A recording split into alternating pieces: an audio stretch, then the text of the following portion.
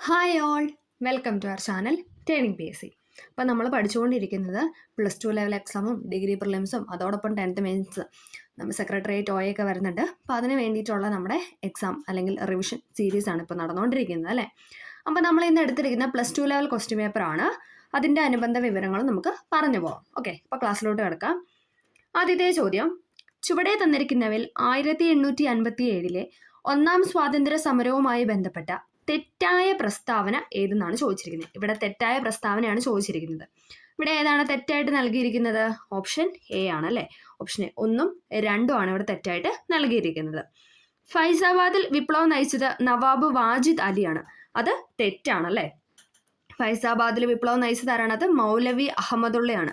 ഫൈസാബാദിൽ വിപ്ലവം നയിച്ചത് മൗലവി അഹമ്മദുള്ളയാണ്. ലക്നൌവിൽ വിപ്ലവം നയിച്ചത് മൗലവി അഹമ്മദുള്ളയാണ്. അതും തെറ്റായ പോയിന്റ് ആണ് അല്ലേ. ലക്നൌവിൽ ആരായിരുന്നു നേതൃത്വം കൊടുത്തത്? ലക്നൌവിൽ നേതൃത്വം കൊടുത്തത് ബീഗം ഹസ്രത്ത് മഹലാണ് അല്ലേ. ലക്നൌവിൽ നേതൃത്വം കൊടുത്തത് ആരാണെന്ന് വെച്ചാൽ അത് ബീഗം ഹസ്രത്ത് മഹലാണ്. ബീഹാറിലെ ആരയിൽ വിപ്ലവം നയിച്ചത് കൻവർ സിംഗ് ആണ്.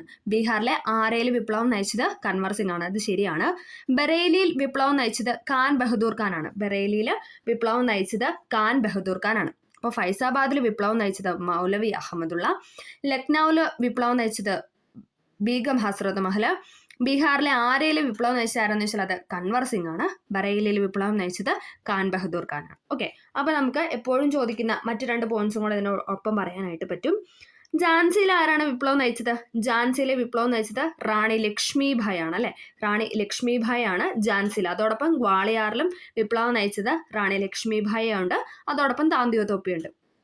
ഝാൻസിയിൽ വിപ്ലവം നയിച്ചത് റാണി ലക്ഷ്മിബായി, ഗ്വാളിയാറിൽ റാണി ലക്ഷ്മിബായി, താന്തിയോ തോപ്പി. ഇന്ന് നമ്മൾ പറഞ്ഞു ബീഹാറിലും ആരയിലും ഒക്കെ ആരാണ്? അത് കൻവർ സിംഗ് ആണ് അല്ലെ. ബീഹാറിലെ ആരയിലൊക്കെ നയിച്ചത് ആരാണെന്ന് ചോദിച്ചാൽ അത് കൻവർ സിംഗ് ആണ്. പിന്നെ ഡൽഹിയിൽ ആരായിരുന്നു എപ്പോഴും ചോദിക്കുന്നതാണ്? ബഹദൂർ ഷാ രണ്ടാമനാണ് അല്ലെ. ഡൽഹിയിൽ വിപ്ലവത്തിന് നേതൃത്വം നൽകിയ വ്യക്തിയാണ് ബഹദൂർ ഷാ രണ്ടാമൻ എന്ന് പറയുന്നത്. പിന്നെ മീററ്റിൽ ആരായിരുന്നു? മീററ്റിൽ ഖദം സിംഗ് ആണ്. മീററ്റിൽ വിപ്ലവത്തിന് നേതൃത്വം കൊടുത്തത് ഖദം സിംഗ് ആണ്. കാൺപൂരിൽ ആരാണ്? എപ്പോഴും ചോദിക്കുന്നതാണ് അല്ലെ. കാൺപൂരിൽ നാനാ സാഹിബും ഉണ്ട്. അതോടൊപ്പം താന്തിയോ തോപ്പിയും ഉണ്ട്. അപ്പൊ ഗ്വാളിയാറിൽ നമ്മൾ പറഞ്ഞു താന്തിയോ തോപ്പി നേതൃത്വം കൊടുത്തു എന്ന് പറഞ്ഞു. അതോടൊപ്പം കാൺപൂരിൽ എന്താണ്? നാനാ സാഹിബും ഉണ്ട്, താന്തിയോ തോപ്പിയും ഉണ്ട്. പിന്നെ ആഗ്ര, ഔദ്, ലക്നൗ ഇവിടെയൊക്കെ ആരാണ്? ഇവിടെയൊക്കെ ബീഗം ഹസ്രത്ത് മഹലാണ്. ആഗ്രയിലും ഔദിലും ലക്നൌവിലും ഒക്കെ നേതൃത്വം കൊടുത്ത ആരാന്ന് വെച്ചാൽ അത് ബീഗം ഹസ്രത്ത് മഹൽ. ഫൈസാബാദിൽ നമ്മൾ പറഞ്ഞു മൗലവി അഹമ്മദുള്ളയാണ്. ഫൈസാബാദിൽ നേതൃത്വം കൊടുത്തത് മൗലവി അഹമ്മദുള്ള. ബറേലിയിലെ നേതൃത്വം കൊടുത്തത് ആരാണ്?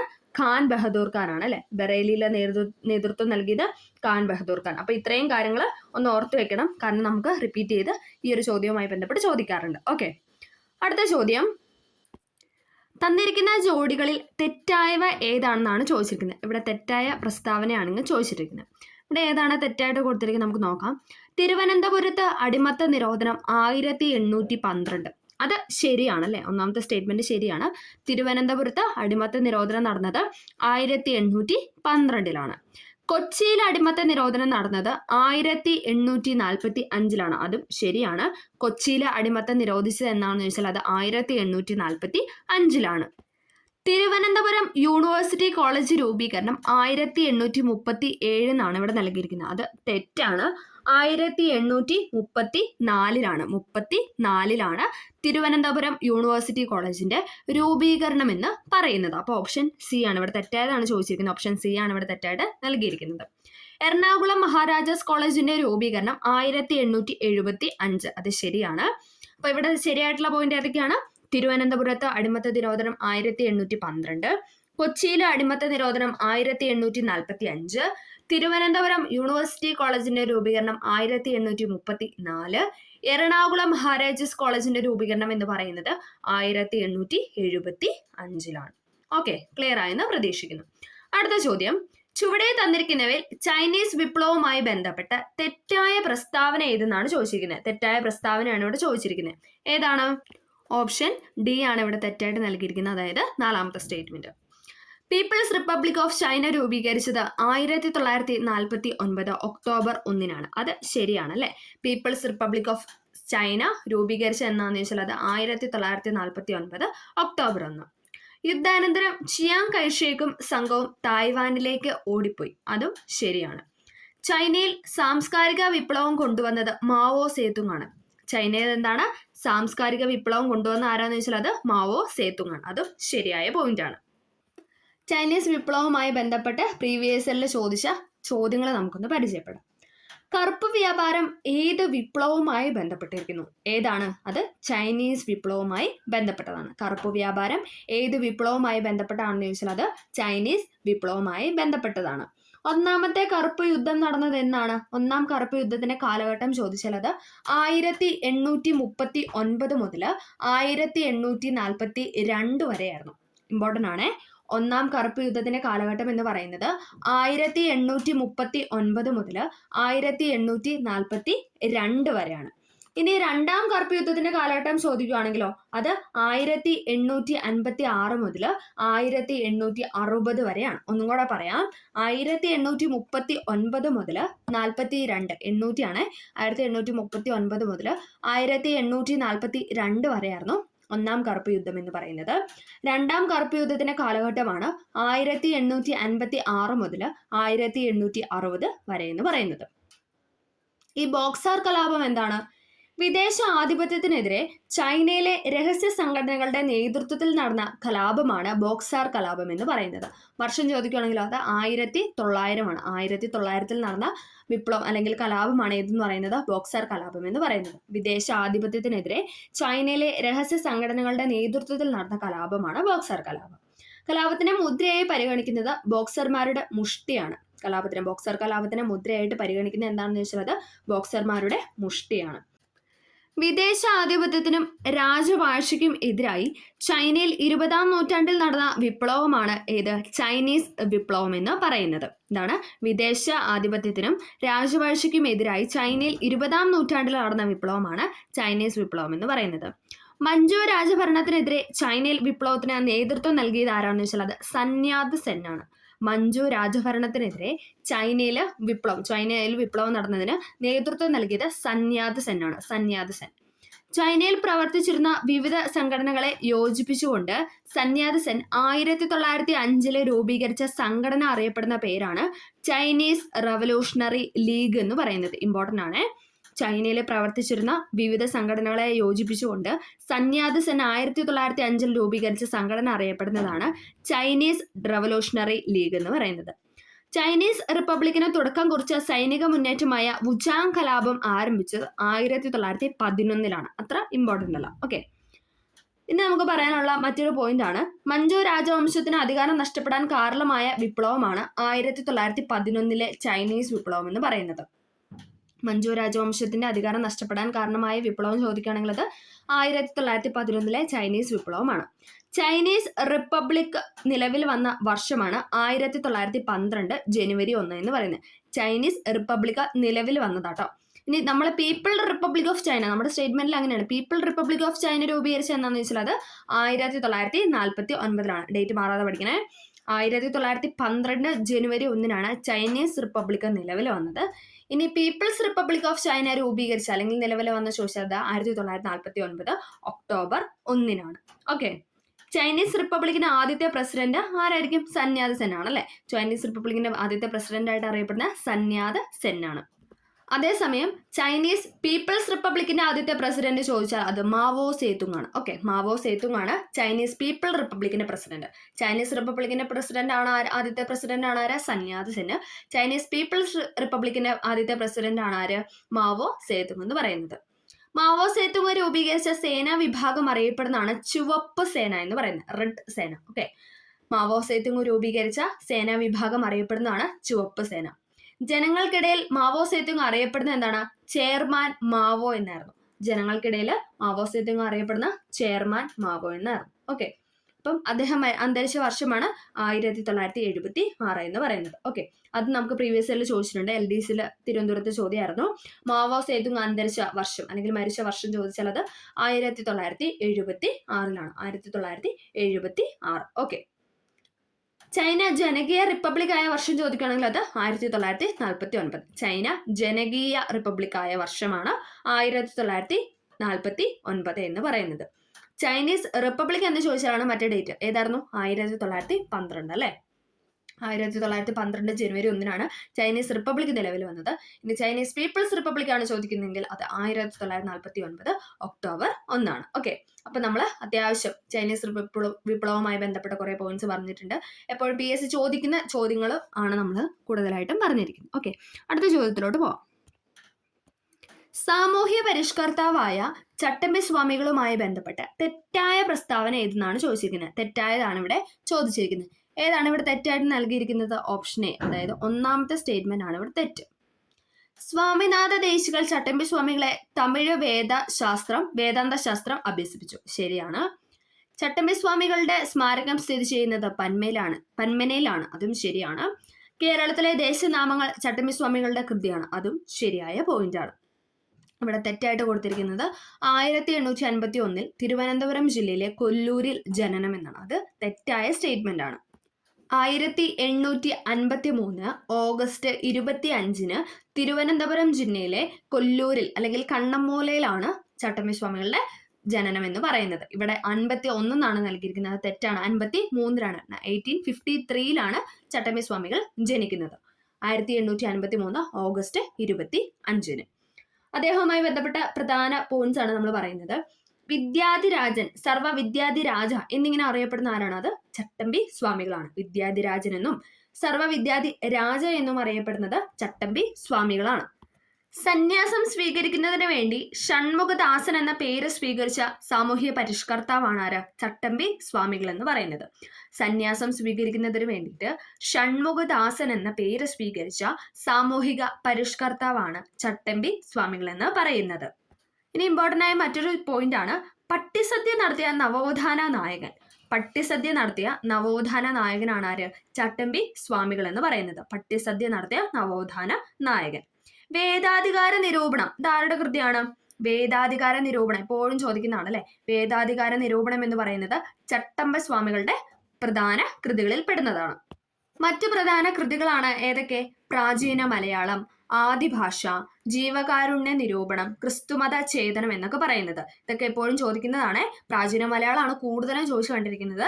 പ്രാചീന മലയാളം, ആദിഭാഷ, ജീവകാരുണ്യ നിരൂപണം, ക്രിസ്തുമത ഛേദനം എന്നൊക്കെ പറയുന്നത് അദ്ദേഹത്തിന്റെ പ്രധാനപ്പെട്ട കൃതികളാണ്.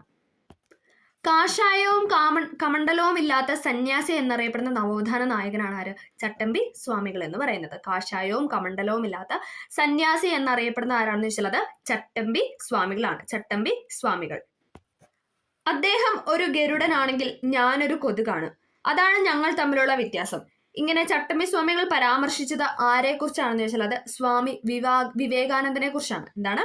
അദ്ദേഹം ഒരു ഗരുഡനാണെങ്കിൽ ഞാനൊരു കൊതുകാണ്, അതാണ് ഞങ്ങൾ തമ്മിലുള്ള വ്യത്യാസം എന്ന് ചട്ടമ്പി സ്വാമികൾ പരാമർശിച്ചത് ആരെ കുറിച്ചാണെന്ന് ചോദിച്ചാൽ അത് സ്വാമി വിവേകാനന്ദനെ കുറിച്ചാണ്. സ്വാമി വിവേകാനന്ദനെ കുറിച്ചാണ്.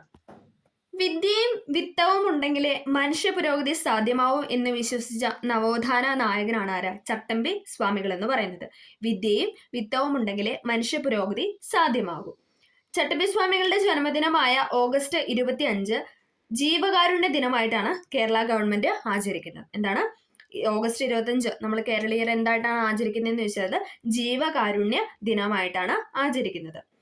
ചട്ടമ്പി സ്വാമികളോടുള്ള ആദരസൂചകമായി ഇന്ത്യൻ തപാൽ വകുപ്പ് സ്റ്റാമ്പ് പുറത്തിറക്കിയ വർഷമാണ് 2014 എന്ന് പറയുന്നത്. 2014 ഏപ്രിൽ 30 അദ്ദേഹത്തെ ആദരസൂചകമായിട്ട് ബഹുമാനിച്ച് തപാൽ സ്റ്റാമ്പ് പുറത്തിറക്കിയ വർഷം 2014. ഇത്രയാണ് ഇമ്പോർട്ടൻസ് ആയ ചട്ടമ്പി സ്വാമികളെ കുറിച്ചുള്ള പോയിന്റ്സ് എന്ന് പറയുന്നത്. അടുത്ത ചോദ്യം, ചുവടെ തന്നിരിക്കുന്നതിൽ ശരിയായ ജോഡികൾ ഏതെന്നാണ് ചോദിച്ചിരിക്കുന്നത്. ശരിയായ ജോഡിയാണ് ചോദിച്ചിരിക്കുന്നത്. ഓപ്ഷൻ ഡി ആണ് ശരിയായിട്ട് കൊടുത്തിരിക്കുന്നത്. 1ഉം 4ഉം. നിസ്സഹകരണ പ്രസ്ഥാനവുമായി ബന്ധപ്പെട്ടതാണ് നാഗ്പൂർ സമ്മേളനം എന്ന് പറയുന്നത്. നിസ്സഹകരണ പ്രസ്ഥാനവുമായി ബന്ധപ്പെട്ടതാണ് നാഗ്പൂർ സമ്മേളനം. ഇന്റർനാഷണൽ കോൺഗ്രസിന്റെ വിഭജനം എന്നറിയപ്പെടുന്ന INCയുടെ സമ്മേളനമാണ് സൂററ്റ് സമ്മേളനം എന്ന് പറയുന്നത്. സൂററ്റ് പിളർപ്പ് അല്ലെ. ഇന്റർനാഷണൽ കോൺഗ്രസിന്റെ വിഭജനം എന്നറിയപ്പെടുന്ന സമ്മേളനമാണ് സൂററ്റ് സമ്മേളനം എന്ന് പറയുന്നത്. പൂർണ്ണസ്വരാജ് പ്രഖ്യാപനം അല്ലെങ്കിൽ പൂർണ്ണസ്വരാജ് പ്രമേയം പാസാക്കിയ സമ്മേളനം ചോദിക്കുകയാണെങ്കിൽ അത് ലാഹോർ സമ്മേളനമാണ് അല്ലെ. പൂർണ്ണസ്വരാജ് പ്രമേയം പാസാക്കിയത് ലാഹോർ സമ്മേളനം. ഇനി ബോംബെ സമ്മേളനവുമായി ബന്ധപ്പെട്ടതാണ് ഇത് ക്വിറ്റ് ഇന്ത്യ പ്രമേയം പാസാക്കിയ INCയുടെ സമ്മേളനമാണ് ഇത് ബോംബെ സമ്മേളനം എന്ന് പറയുന്നത്. അപ്പം നിസ്സഹകരണ പ്രസ്ഥാനം നാഗ്പൂർ സമ്മേളനം, പൂർണ്ണ സ്വരാജ് ആണെങ്കിൽ അത് ലാഹോർ സമ്മേളനം, ക്വിറ്റ് ഇന്ത്യ പ്രമേയമാണെങ്കിൽ ബോംബെ സമ്മേളനം, ഇന്ത്യൻ നാഷണൽ കോൺഗ്രസിന്റെ വിഭജനം അതെന്ന് പറയുന്നത് സൂററ്റ് സമ്മേളനമാണ്. ഓക്കെ, അപ്പൊ നമ്മുടെ INCയുടെ സെഷനുമായി ബന്ധപ്പെട്ട ചോദ്യമായിരുന്നു അത്. അടുത്തത്, അന്താരാഷ്ട്ര ടെസ്റ്റ് ക്രിക്കറ്റിന്റെ ചരിത്രത്തിൽ ഇന്ത്യൻ ടീമിന്റെ ഏറ്റവും കുറഞ്ഞ ഇന്നിംഗ്സ് സ്കോർ ഏത് രാജ്യത്തിനെതിരെയായിരുന്നു എന്നാണ് ചോദിച്ചിരിക്കുന്നത്. ഏതാണ് ഉത്തരമെന്ന് പറയുന്നത്? ഓപ്ഷൻ ബി ആണ്, ഓസ്ട്രേലിയ. അന്താരാഷ്ട്ര ടെസ്റ്റ് ക്രിക്കറ്റിന്റെ ചരിത്രത്തിൽ ഇന്ത്യൻ ടീമിന്റെ ഏറ്റവും കുറഞ്ഞ ഇന്നിംഗ്സ് സ്കോർ ഏത് രാജ്യത്തിനെതിരെയായിരുന്നു എന്ന് ചോദിച്ചാൽ അത് ഓസ്ട്രേലിയക്കെതിരെയായിരുന്നു. സിങ്ക് ഹോളുകളുടെ രൂപീകരണത്തിന് കാരണമാകുന്ന രൂപവൽക്കരണ സഹായിയാണ് ഏത്? ഓപ്ഷൻ ബി, ഭൂഗർഭ ജലം എന്ന് പറയുന്നത്. സിങ്ക് ഹോളുകളുടെ രൂപീകരണത്തിന് കാരണമാകുന്ന രൂപവൽക്കരണ സഹായിയാണ് ഭൂഗർഭ ജലം എന്ന് പറയുന്നത്. ലോകത്തിലെ ഏറ്റവും ഉയരം കൂടിയ വേലിയേറ്റങ്ങൾ ഉണ്ടാകുന്ന രാജ്യമാണ് ഏത്? കാനഡ എന്ന് പറയുന്നത്. ലോകത്തിലെ ഏറ്റവും ഉയരം കൂടിയ വേലിയേറ്റങ്ങൾ ഉണ്ടാകുന്ന രാജ്യമാണ് കാനഡ. കടുപ്പം കുറഞ്ഞ ധാതു ഏതാണെന്നാണ് ചോദിച്ചിരിക്കുന്നത്. ഏതാണ്? ടാൽക്കാണ്. ഓപ്ഷൻ ഡി, ടാൽക്കാണ് കടുപ്പം കുറഞ്ഞ ധാതു എന്നറിയപ്പെടുന്നത്. കടുപ്പം കുറഞ്ഞ ധാതു എന്നറിയപ്പെടുന്നത് ടാൽക്കാണ്. ഭൂമധ്യരേഖാ പ്രദേശത്ത് ലഭിക്കുന്ന മഴ അറിയപ്പെടുന്നത്. ഭൂമധ്യരേഖാ പ്രദേശത്ത് ലഭിക്കുന്ന മഴ അറിയപ്പെടുന്നതാണ് ഏത്? ഓപ്ഷൻ എ, സംവഹന വൃഷ്ടി എന്ന് പറയുന്നത്. ഭൂമധ്യരേഖാ പ്രദേശത്ത് ലഭിക്കുന്ന മഴയാണ് സംവഹന വൃഷ്ടി എന്ന് പറയുന്നത്. മൺസൂൺ കാലത്തിന് മുൻപ് കേരളത്തിൽ ലഭിക്കുന്ന വേനൽ മഴ ഏതാണ്? മൺസൂൺ കാലത്തിന് മുൻപ് കേരളത്തിൽ ലഭിക്കുന്ന വേനൽ മഴ അറിയപ്പെടുന്നതാണ് ഏത്? മാംഗോ ഷവർ എന്ന് പറയുന്നത്. മാംഗോ ഷവർ എന്നാണ് മൺസൂൺ കാലത്തിന് മുൻപ് കേരളത്തിൽ ലഭിക്കുന്ന മഴ അല്ലെങ്കിൽ വേനൽ മഴ എന്ന് പറയുന്നത്. സൂര്യനെ പറ്റിയുള്ള സൂക്ഷ്മ പഠനത്തിനായി ISRO വികസിപ്പിച്ച പേടകമാണ് ഇത്? ആദിത്യ L1 എന്ന് പറയുന്നത്. ഓപ്ഷൻ എ ആണ്. സൂര്യനെ പറ്റിയുള്ള സൂക്ഷ്മ പഠനത്തിനായി ISRO വിക്ഷേപിച്ച പേടകമാണ് ഇത്? ആദിത്യ L1 എന്ന് പറയുന്നത്. ഇന്ത്യയുടെ ആദ്യത്തെ സൗര ദൗത്യമാണ് ഏത്? ആദിത്യ L1 എന്ന് പറയുന്നത്. ഇമ്പോർട്ടൻ്റ് ആണ്. ഇന്ത്യയുടെ ആദ്യത്തെ സൗര ദൗത്യം അറിയപ്പെടുന്നത് ആദിത്യ L1. അത് വിക്ഷേപിച്ച ഡേറ്റ് എപ്പോഴും ചോദിക്കാറുണ്ട്. ആദിത്യ L1 വിക്ഷേപിച്ച ഡേറ്റ് ആണ് ഏത്? 2023 സെപ്റ്റംബർ 2. ഇമ്പോർട്ടൻ്റ് ആണ്. 2023 സെപ്റ്റംബർ 2-നാണ് ആദിത്യ L1 വിക്ഷേപിച്ചത്. വിക്ഷേപിച്ച സ്ഥലം എവിടെയാണ്? അത് ശ്രീഹരിക്കോട്ടയിലാണ് അല്ലെ. സതീഷ് ധവാൻ സ്പേസ് സെന്റർ ശ്രീഹരിക്കോട്ടയിൽ നിന്നായിരുന്നു ആദിത്യ L1 വിക്ഷേപിച്ചത്. വിക്ഷേപിച്ച വാഹനം, ഇതെല്ലാം PYQ ആണ്. വിക്ഷേപിച്ച വാഹനം എന്ന് പറയുന്നത് PSLV-C 57 ആണ്. PSLV-C 57-ലാണ് Aditya L1 വിക്ഷേപിച്ചത്. ദൗത്യ കാലാവധി എന്ന് പറയുന്നത് 5 വർഷവും 2 മാസവുമാണ്. 5 വർഷവും 2 മാസവുമാണ് ആദിത്യ L1ന്റെ ദൗത്യ കാലാവധി എന്ന് പറയുന്നത്. അതിന്റെ മിഷൻ ഡയറക്ടർ, ആദിത്യ L1ന്റെ മിഷൻ ഡയറക്ടറാണ് SR ബിജു എന്ന് പറയുന്നത്. SR ബിജു ആണ് മിഷൻ ഡയറക്ടർ എന്ന് പറയുന്നത്. പ്രൊജക്ട് ഡയറക്ടർ ചോദിച്ചിട്ടുണ്ട്, നിഗർ ഷാജിയാണ്. പ്രൊജക്ട് ഡയറക്ടർ എന്ന് പറയുന്നത് നിഗർ ഷാജിയാണ്. പ്രൊജക്ട് ഡയറക്ടർ നിഗർ ഷാജിയും മിഷൻ ഡയറക്ടർ SR ബിജുവുമാണ്. ഓക്കെ, ഇത്രയും കാര്യങ്ങൾ എന്താണ് ആദിത്യ L1വുമായി ബന്ധപ്പെട്ട് പ്രീവിയസിൽ ചോദിച്ച ചോദ്യങ്ങളാണ്. അടുത്തത്, ഇന്ത്യൻ ആസൂത്രണത്തിന്റെ പിതാവ് എന്നറിയപ്പെടുന്നത്. ഇമ്പോർട്ടൻ്റ് ആണ്, എപ്പോഴും ചോദിക്കുന്ന ചോദ്യമാണ്. ഇന്ത്യൻ ആസൂത്രണത്തിന്റെ പിതാവ് എന്നറിയപ്പെടുന്നത് M വിശ്വേശ്വരയ്യാണ്. ഓപ്ഷൻ ബി, M വിശ്വേശ്വരയ്യാണ് ഇന്ത്യൻ ആസൂത്രണത്തിന്റെ പിതാവ് എന്നറിയപ്പെടുന്നത്. ഇന്ത്യൻ ആസൂത്രണത്തിന്റെ ശില്പി എന്നാണ് ചോദിക്കുന്നതെങ്കിൽ അത് PC മഹൽനോബിസ് ആണ്. ഓപ്ഷൻ സി ആയിട്ട് നൽകിയിരിക്കുന്ന PC മഹൽനോബിസ് ആണ് ഇന്ത്യൻ ആസൂത്രണത്തിന്റെ ശില്പി എന്നറിയപ്പെടുന്നത്. ഇമ്പോർട്ടൻ്റ് ആണ്. ഇന്ത്യൻ ആസൂത്രണത്തിന്റെ പിതാവ് എന്നറിയപ്പെടുന്ന M വിശ്വേശ്വരയ്യ, ഇന്ത്യൻ ആസൂത്രണത്തിന്റെ ശില്പി എന്നറിയപ്പെടുന്ന PC മഹൽനോബിസ് ആണ്. PC മഹൽനോബിസ്. ഇന്ത്യൻ ആസൂത്രണ കമ്മീഷന്റെ ആദ്യത്തെ അധ്യക്ഷൻ ആരാണ്? ആദ്യത്തെ അധ്യക്ഷൻ ആരാണ്? നമ്മുടെ ഇന്ത്യയിലെ ആദ്യത്തെ പ്രധാനമന്ത്രിയായ ജവഹർലാൽ നെഹ്റു ആണ് അല്ലെ. ജവഹർലാൽ നെഹ്റു ആണ് ഇന്ത്യൻ ആസൂത്രണ കമ്മീഷന്റെ ആദ്യത്തെ അധ്യക്ഷൻ എന്ന് പറയുന്നത്. ആദ്യത്തെ അധ്യക്ഷൻ.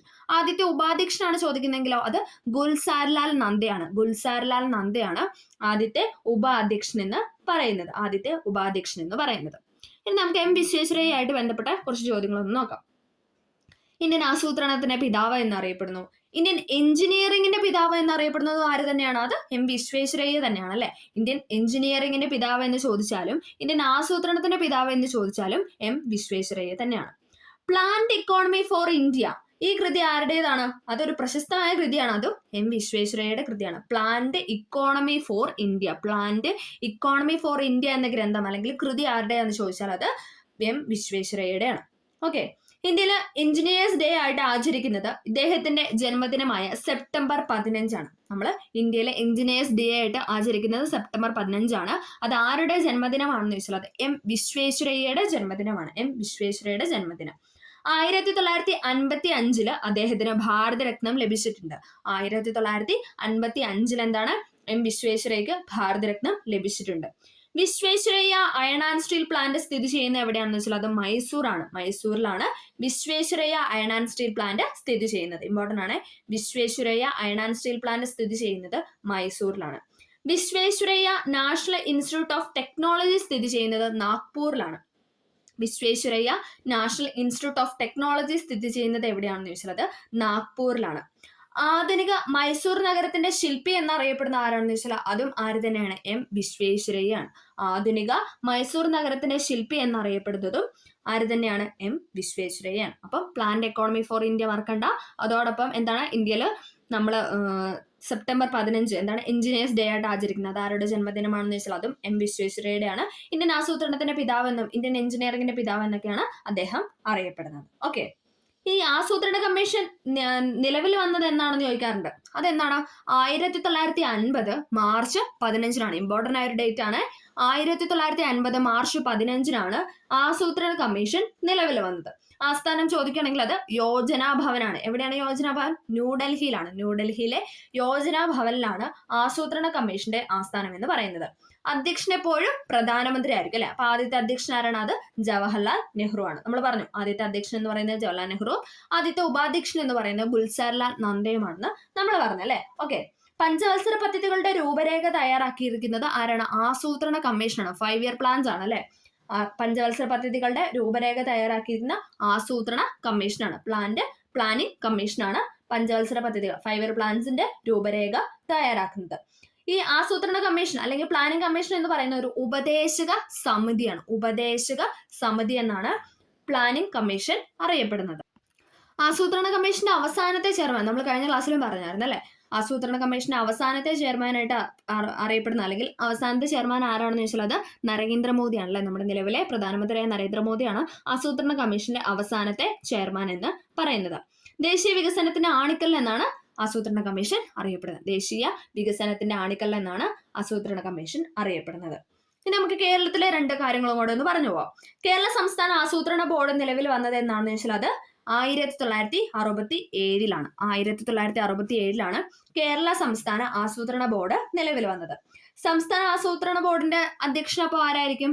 അവിടെ പ്രധാനമന്ത്രി ആണെങ്കിൽ സ്റ്റേറ്റിലോട്ട് വരുമ്പോൾ ആരായിരിക്കും? സ്റ്റേറ്റിലോട്ട് വരുമ്പോൾ അത് മുഖ്യമന്ത്രി ആയിരിക്കും. അതുകൊണ്ട് തന്നെ ആദ്യത്തെ കേരള സംസ്ഥാന ആസൂത്രണ ബോർഡ് KSPB എന്നാണ് പറയുന്നത്. Kerala state planning board. KSPB Kerala state planning ബോർഡിന്റെ ആദ്യത്തെ അധ്യക്ഷൻ എന്ന് പറയുന്നത് EMS നമ്പൂതിരിപ്പാടാണ്. കേരളത്തിലെ ആദ്യത്തെ KSPBയുടെ കേരള സ്റ്റേറ്റ് പ്ലാനിംഗ് ബോർഡിന്റെ പ്രഥമ അല്ലെങ്കിൽ ആദ്യത്തെ അധ്യക്ഷൻ എന്ന് പറയുന്നത് EMS നമ്പൂതിരിപ്പാടാണ്. നിലവിലെ അധ്യക്ഷൻ ചോദിക്കുകയാണെങ്കിലോ, നിലവിലെ നമ്മുടെ മുഖ്യമന്ത്രി ആരാണ്? പിണറായി വിജയനാണ് അല്ലെ. അദ്ദേഹമാണ് നിലവിലെ കേരള സ്റ്റേറ്റ് പ്ലാനിംഗ് ബോർഡിന്റെ അധ്യക്ഷൻ എന്ന് പറയുന്നത്. ഓക്കെ, അപ്പൊ അത്രയും കാര്യങ്ങളൊന്ന് ഓർത്ത് വയ്ക്കുക. ഡേറ്റ് ഒന്ന് ഓർത്ത് വയ്ക്കുക. 1967 സെപ്റ്റംബറിലാണ് കേരളത്തിൽ വന്നത്. ഇന്ത്യയിലാണ് ചോദിക്കുന്നത് 1950 മാർച്ച് 15. ഓക്കെ, അടുത്തത് പുത്തൻ സാമ്പത്തിക നയത്തിന്റെ ലക്ഷ്യങ്ങൾ ഏതെല്ലാം? പുത്തൻ സാമ്പത്തിക നയത്തിന്റെ ലക്ഷ്യങ്ങളാണ് ചോദിച്ചിരിക്കുന്നത്. ഇതെല്ലാം ഉണ്ടല്ലേ. ഉദാരവൽക്കരണം, സ്വകാര്യവൽക്കരണം, ആഗോളവൽക്കരണം എന്നെല്ലാം ചേരുന്ന ലക്ഷ്യങ്ങളാണ് ഇത് പുത്തൻ സാമ്പത്തിക നയം എന്ന് പറയുന്നത്. ഇന്ത്യയിലെ പുത്തൻ സാമ്പത്തിക നയം അല്ലെങ്കിൽ ന്യൂ എക്കോണമിക് റിഫോംസ് സ്വീകരിച്ചത് PV നരസിംഹറാവു ഗവൺമെന്റിന്റെ സമയത്തായിരുന്നു. അതായത് ആ ഒരു കാലഘട്ടം എന്താണ്? 1991. നമ്മൾ ഡേറ്റ് ഒക്കെ ചോദിക്കാറുണ്ട് അല്ലെ. 1991 പുത്തൻ സാമ്പത്തിക നയം നടപ്പിലാക്കുന്നത്. അപ്പൊ ആ സമയത്തെ നമ്മുടെ ധനമന്ത്രി എന്ന് പറയുന്ന ഡോക്ടർ മൻമോഹൻ സിംഗും ആ സമയത്ത് ഗവൺമെന്റ് എന്ന് പറയുന്ന PV നരസിംഹറാവു ഗവൺമെന്റുമാണ്. PV Narasimha Rao government. ധനമന്ത്രിയാണ് ആര്? ഡോക്ടർ മൻമോഹൻ സിംഗ് എന്ന് പറയുന്നത്. പുത്തൻ സാമ്പത്തിക നയത്തിന്റെ പിതാവായി അറിയപ്പെടുന്ന ആരാണ്? അത് ഡോക്ടർ മൻമോഹൻ സിംഗ് ആണ്. ഇമ്പോർട്ടന്റ് ആണ്. പുത്തൻ സാമ്പത്തിക നയത്തിന്റെ പിതാവായിട്ട് അറിയപ്പെടുന്ന ഡോക്ടർ മൻമോഹൻ സിംഗ് ആണ്. ഇന്ത്യയിലെ പുത്തൻ സാമ്പത്തിക നയം നിലവിൽ വന്നത് 1991 ജൂലൈ 24.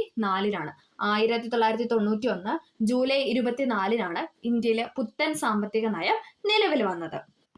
സർക്കാർ നിയന്ത്രണങ്ങളെ സമ്പൂർണ്ണമായി നിരാകരിക്കുന്ന പുത്തൻ സാമ്പത്തിക നയങ്ങൾ അറിയപ്പെടുന്നതാണ് നവ ഉദാരവൽക്കരണം എന്ന് പറയുന്നത്. നവ ഉദാരവൽക്കരണം.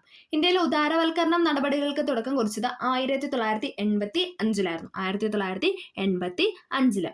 രണ്ടാമത് പറഞ്ഞ സ്വകാര്യവൽക്കരണമാണ് അല്ലെ. സ്വകാര്യവൽക്കരണം എന്ന് പറഞ്ഞാൽ എന്താണ്? സ്വകാര്യവൽക്കരണം എന്ന് പറഞ്ഞാൽ പൊതുമേഖലാ സ്ഥാപനങ്ങളുടെ ഉടമസ്ഥതയും മാനേജ്മെന്റും സ്വകാര്യ കമ്പനികൾക്ക് നൽകുന്നതിനെയാണ് സ്വകാര്യവൽക്കരണം എന്ന് പറയുന്നത്.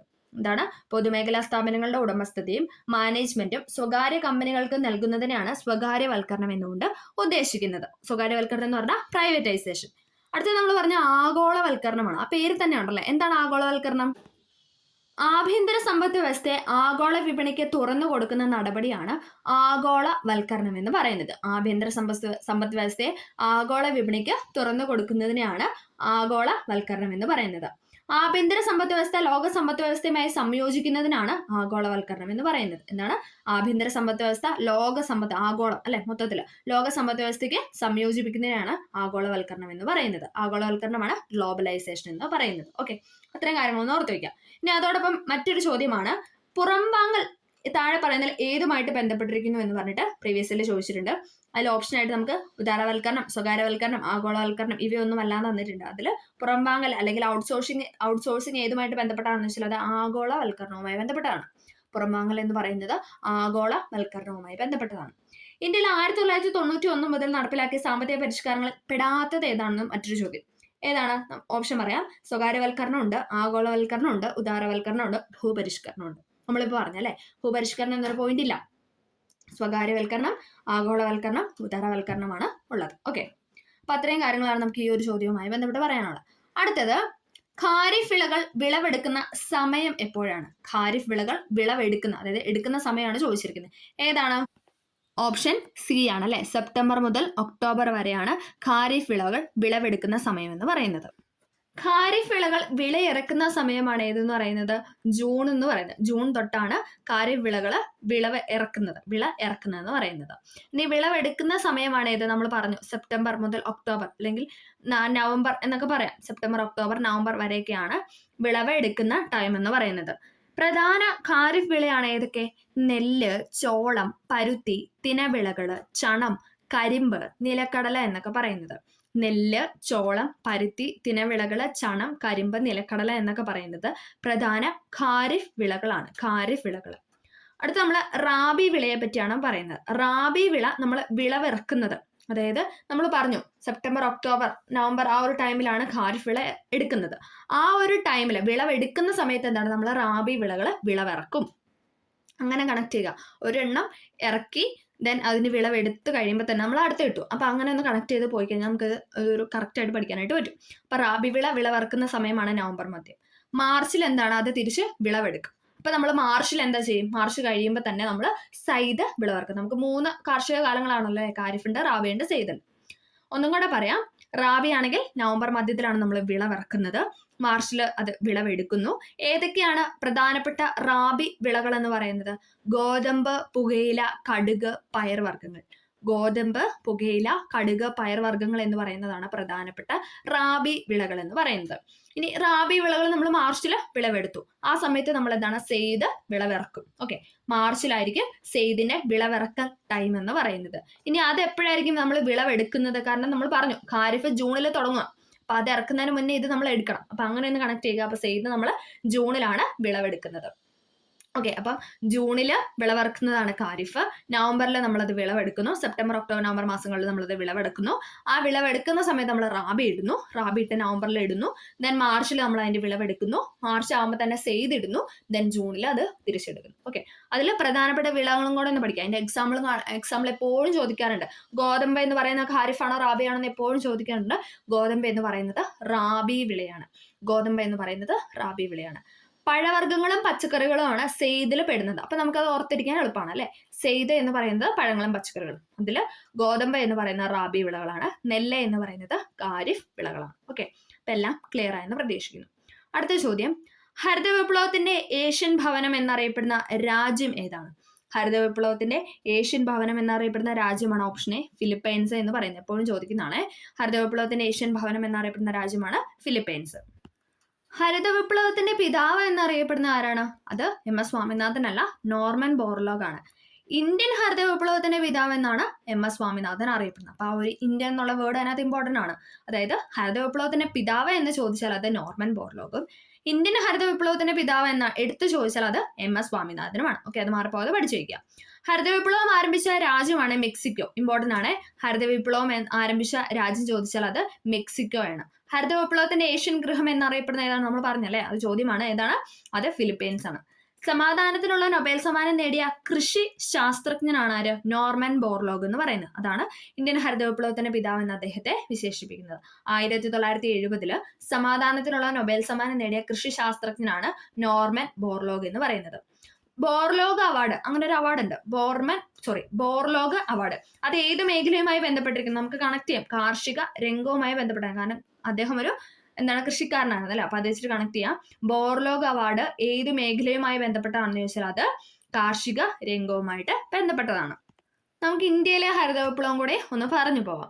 ഇന്ത്യൻ ഹരിത വിപ്ലവത്തിന്റെ പിതാവ് നമ്മൾ പറഞ്ഞല്ലേ, MS സ്വാമിനാഥനാണ് ഇന്ത്യൻ ഹരിത വിപ്ലവത്തിന്റെ പിതാവ് എന്ന് അറിയപ്പെടുന്നത്. ഇന്ത്യയിലെ ഹരിത വിപ്ലവം ആരംഭിച്ചപ്പോൾ കൃഷിമന്ത്രി ചോദിച്ചിട്ടുണ്ടേ, C സുബ്രഹ്മണ്യമാണ്. ഇന്ത്യയിലെ ഹരിത വിപ്ലവം ആരംഭിച്ചപ്പോൾ കൃഷിമന്ത്രി ആരാണെന്ന് ചോദിച്ചാൽ അത് C സുബ്രഹ്മണ്യമാണ്. ഹരിത വിപ്ലവത്തിലൂടെ ഏറ്റവും കൂടുതൽ ഉൽപാദനം ഉണ്ടായ കാർഷിക വിള ഏതാണ്? അത് ഗോതമ്പാണ്, നെല്ലല്ല, ഗോതമ്പിനാണ് ഹരിത വിപ്ലവത്തിലൂടെ ഏറ്റവും കൂടുതൽ ഉൽപാദനം ഉണ്ടായ കാർഷിക വിള എന്ന് പറയുന്നത്. ഗോതമ്പാണ്, ഗോതമ്പ്. ഹരിത വിപ്ലവത്തിന്റെ ഒന്നാമത്തെ ഘട്ടം നമുക്കൊന്ന് പറയാം. 1960 പകുതി മുതൽ ഏകദേശം 65 മുതൽ 1970 പകുതി, അതായത് 1975 വരെയാണ് ഇത് ഹരിത വിപ്ലവത്തിന്റെ ഒന്നാമത്തെ ഘട്ടമായിട്ട് അറിയപ്പെടുന്നത്. ഗോതമ്പിന്റെ ഉൽപാദനത്തിന് കൂടുതൽ പ്രാധാന്യം നൽകി. ഗോതമ്പിന്റെ ഉൽപാദനത്തിനാണ് ഇത് ഹരിത വിപ്ലവം കൂടുതൽ പ്രാധാന്യം നൽകിയത്. പഞ്ചാബ്, തമിഴ്നാട്, ആന്ധ്രാപ്രദേശ് എന്നീ സംസ്ഥാനങ്ങളിലായിട്ടാണ് ഒന്നാമത്തെ ഹരിത വിപ്ലവം പരിമിതപ്പെട്ടത്. പഞ്ചാബ്, തമിഴ്നാട്, ആന്ധ്രാപ്രദേശ്. ഈ രണ്ടാമത്തെ ഘട്ടം അപ്പൊ എപ്പോഴായിരിക്കും തുടങ്ങുന്നത്? 1970 പകുതി മുതൽ 80 പകുതി വരെ. അപ്പം 65 മുതൽ 75 വരെയും 75 മുതൽ 85 വരെയുമാണ് ഹരിത വിപ്ലവത്തിന്റെ കാലഘട്ടം എന്ന് പറയുന്നത്. ഓക്കെ, അരിയുടെ ഉൽപാദനത്തിന് കൂടുതൽ പ്രാധാന്യം നൽകിക്കൊണ്ട് മറ്റ് സംസ്ഥാനങ്ങളിലേക്ക് കൂടി വ്യാപിച്ച വിപ്ലവമാണ് ഇത് രണ്ടാമത്തെ ഹരിത വിപ്ലവം എന്ന് പറയുന്നത്. അതായത് 70 പകുതി മുതൽ 80 പകുതി വരെയായിരുന്നു രണ്ടാം വിപ്ലവം എന്ന് പറയുന്നത്. ആ ഒരു സമയത്ത് നമ്മൾ കൂടുതൽ ഊന്നൽ നൽകിയത് ഏത് കാർഷിക വിളയ്ക്കാണെന്ന് വെച്ചാൽ അത് നെല്ലിനാണ്. ഓക്കെ, നെല്ലിനായിരുന്നു ആദ്യത്തേത്, ഗോതമ്പ്. പക്ഷെ മൊത്തത്തിൽ നമ്മൾ പറയുമ്പോൾ ഗോതമ്പിന്റെ കാര്യമാണ് പറയാറ്. ഇന്ത്യയിലെ ഹരിത വിപ്ലവത്തിന്റെ വശങ്ങൾ നമുക്കൊന്ന് പറയാം. നമുക്കത് സ്റ്റേറ്റ്മെന്റ് ആയിട്ട് ഡിഗ്രിക്കും അതോടൊപ്പം 10th മെയിൻസിനും +2 ചോദിച്ചു കണ്ടിട്ടുണ്ട്. നമുക്ക് ഇന്ന് സ്റ്റേറ്റ്മെന്റ് രൂപേണ തരാറുണ്ട്. അത്യുൽപാദന ശേഷിയുള്ള വിത്തനങ്ങൾ, ശരിയാണല്ലേ, നമ്മൾ ഹരിത വിപ്ലവത്തിന്റെ സമയത്താണ് അത്യുൽപാദന ശേഷിയുള്ള ഹൈ ഈൽഡ് വെറൈറ്റി സീഡ്സ് ഒക്കെ യൂസ് ചെയ്തത്.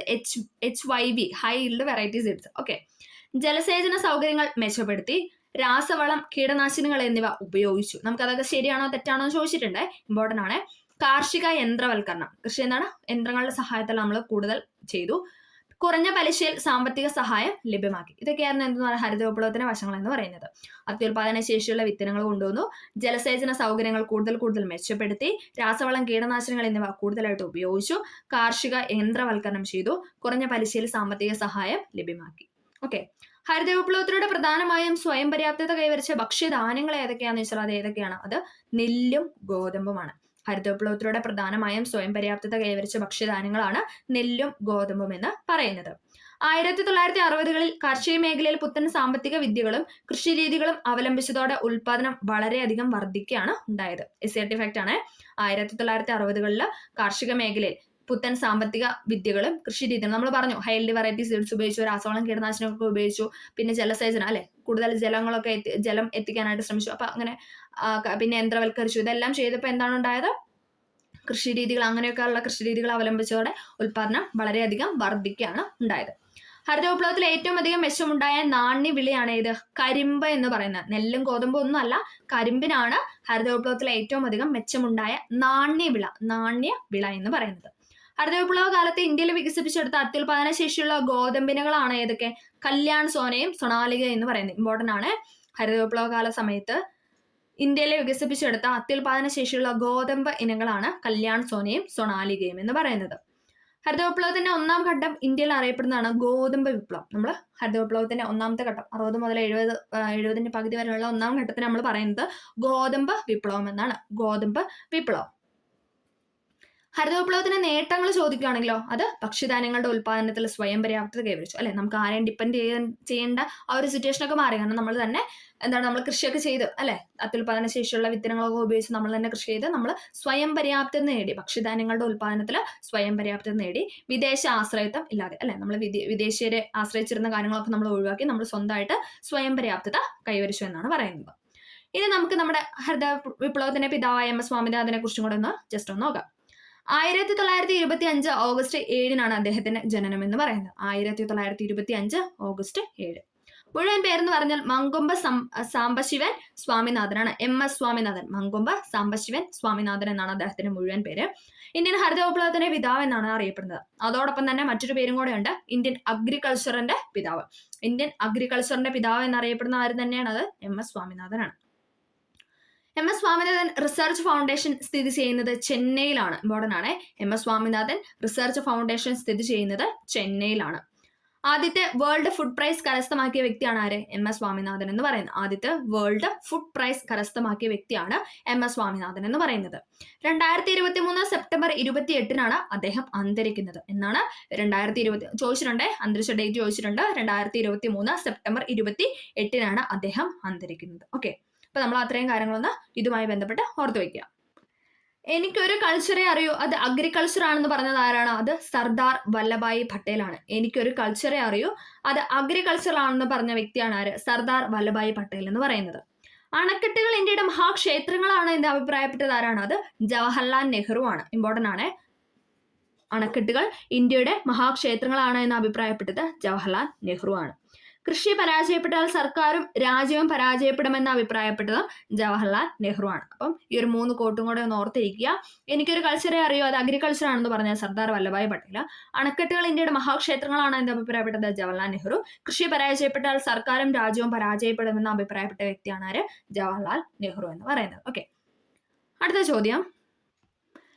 2022-23 കൂടി ഇന്ത്യയുടെ നവീകരണം ലക്ഷ്യമാക്കി നീതി ആയോഗ് ആരംഭിച്ച സംരംഭം ഏതാണെന്നാണ് ചോദിച്ചിരിക്കുന്നത്. ഏതാണ്? ഓപ്ഷൻ ബി ആണ്, strategy for new India at 75. ഇന്ത്യയുടെ 75ാമത്തെ സ്വാതന്ത്ര്യദിന ആഘോഷത്തോട് ബന്ധിപ്പിച്ചാണല്ലേ ന്യൂ ഇന്ത്യ അറ്റ് 75 എന്ന് പറയുന്നത് അല്ലേ. ഓക്കെ, 2022-23 കൂടി ഇന്ത്യയുടെ വികസനം അല്ലെങ്കിൽ ഇന്ത്യയുടെ നവീകരണം ലക്ഷ്യമാക്കി നീതി ആയോഗ് ആരംഭിച്ച സംരംഭമാണ് strategy for new India at 75 എന്ന് പറയുന്നത്.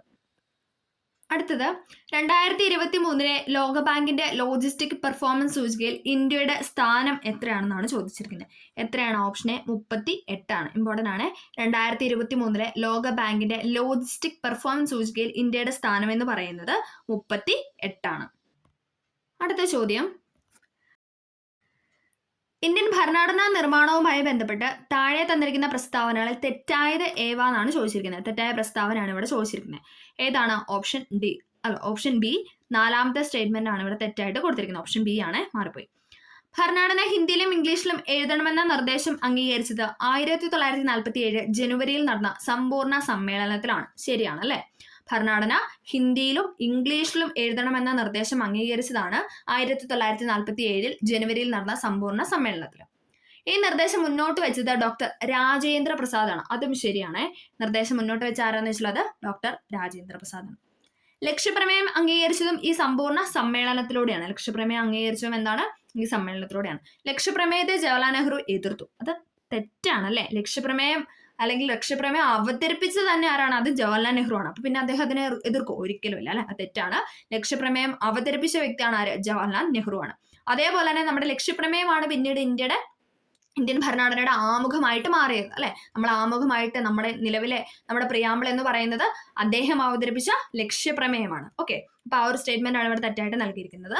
ഭരണഘടന ഹിന്ദിയിലും ഇംഗ്ലീഷിലും എഴുതണമെന്ന നിർദ്ദേശം അംഗീകരിച്ചത് 1947 ജനുവരിയിൽ നടന്ന സമ്പൂർണ്ണ സമ്മേളനത്തിലാണ്. ഈ നിർദ്ദേശം മുന്നോട്ട് വെച്ച ഡോക്ടർ രാജേന്ദ്ര പ്രസാദ് ആണ്. ലക്ഷ്യപ്രമേയം അംഗീകരിച്ചതും ഈ സമ്പൂർണ്ണ സമ്മേളനത്തിലാണ്. ലക്ഷ്യപ്രമേയത്തെ ജവഹർലാൽ നെഹ്റു എതിർത്തു എന്ന് പറയുന്ന സ്റ്റേറ്റ്മെന്റ് തെറ്റാണ്. ലക്ഷ്യപ്രമേയം അവതരിപ്പിച്ചത് ജവഹർലാൽ നെഹ്റു ആണ്.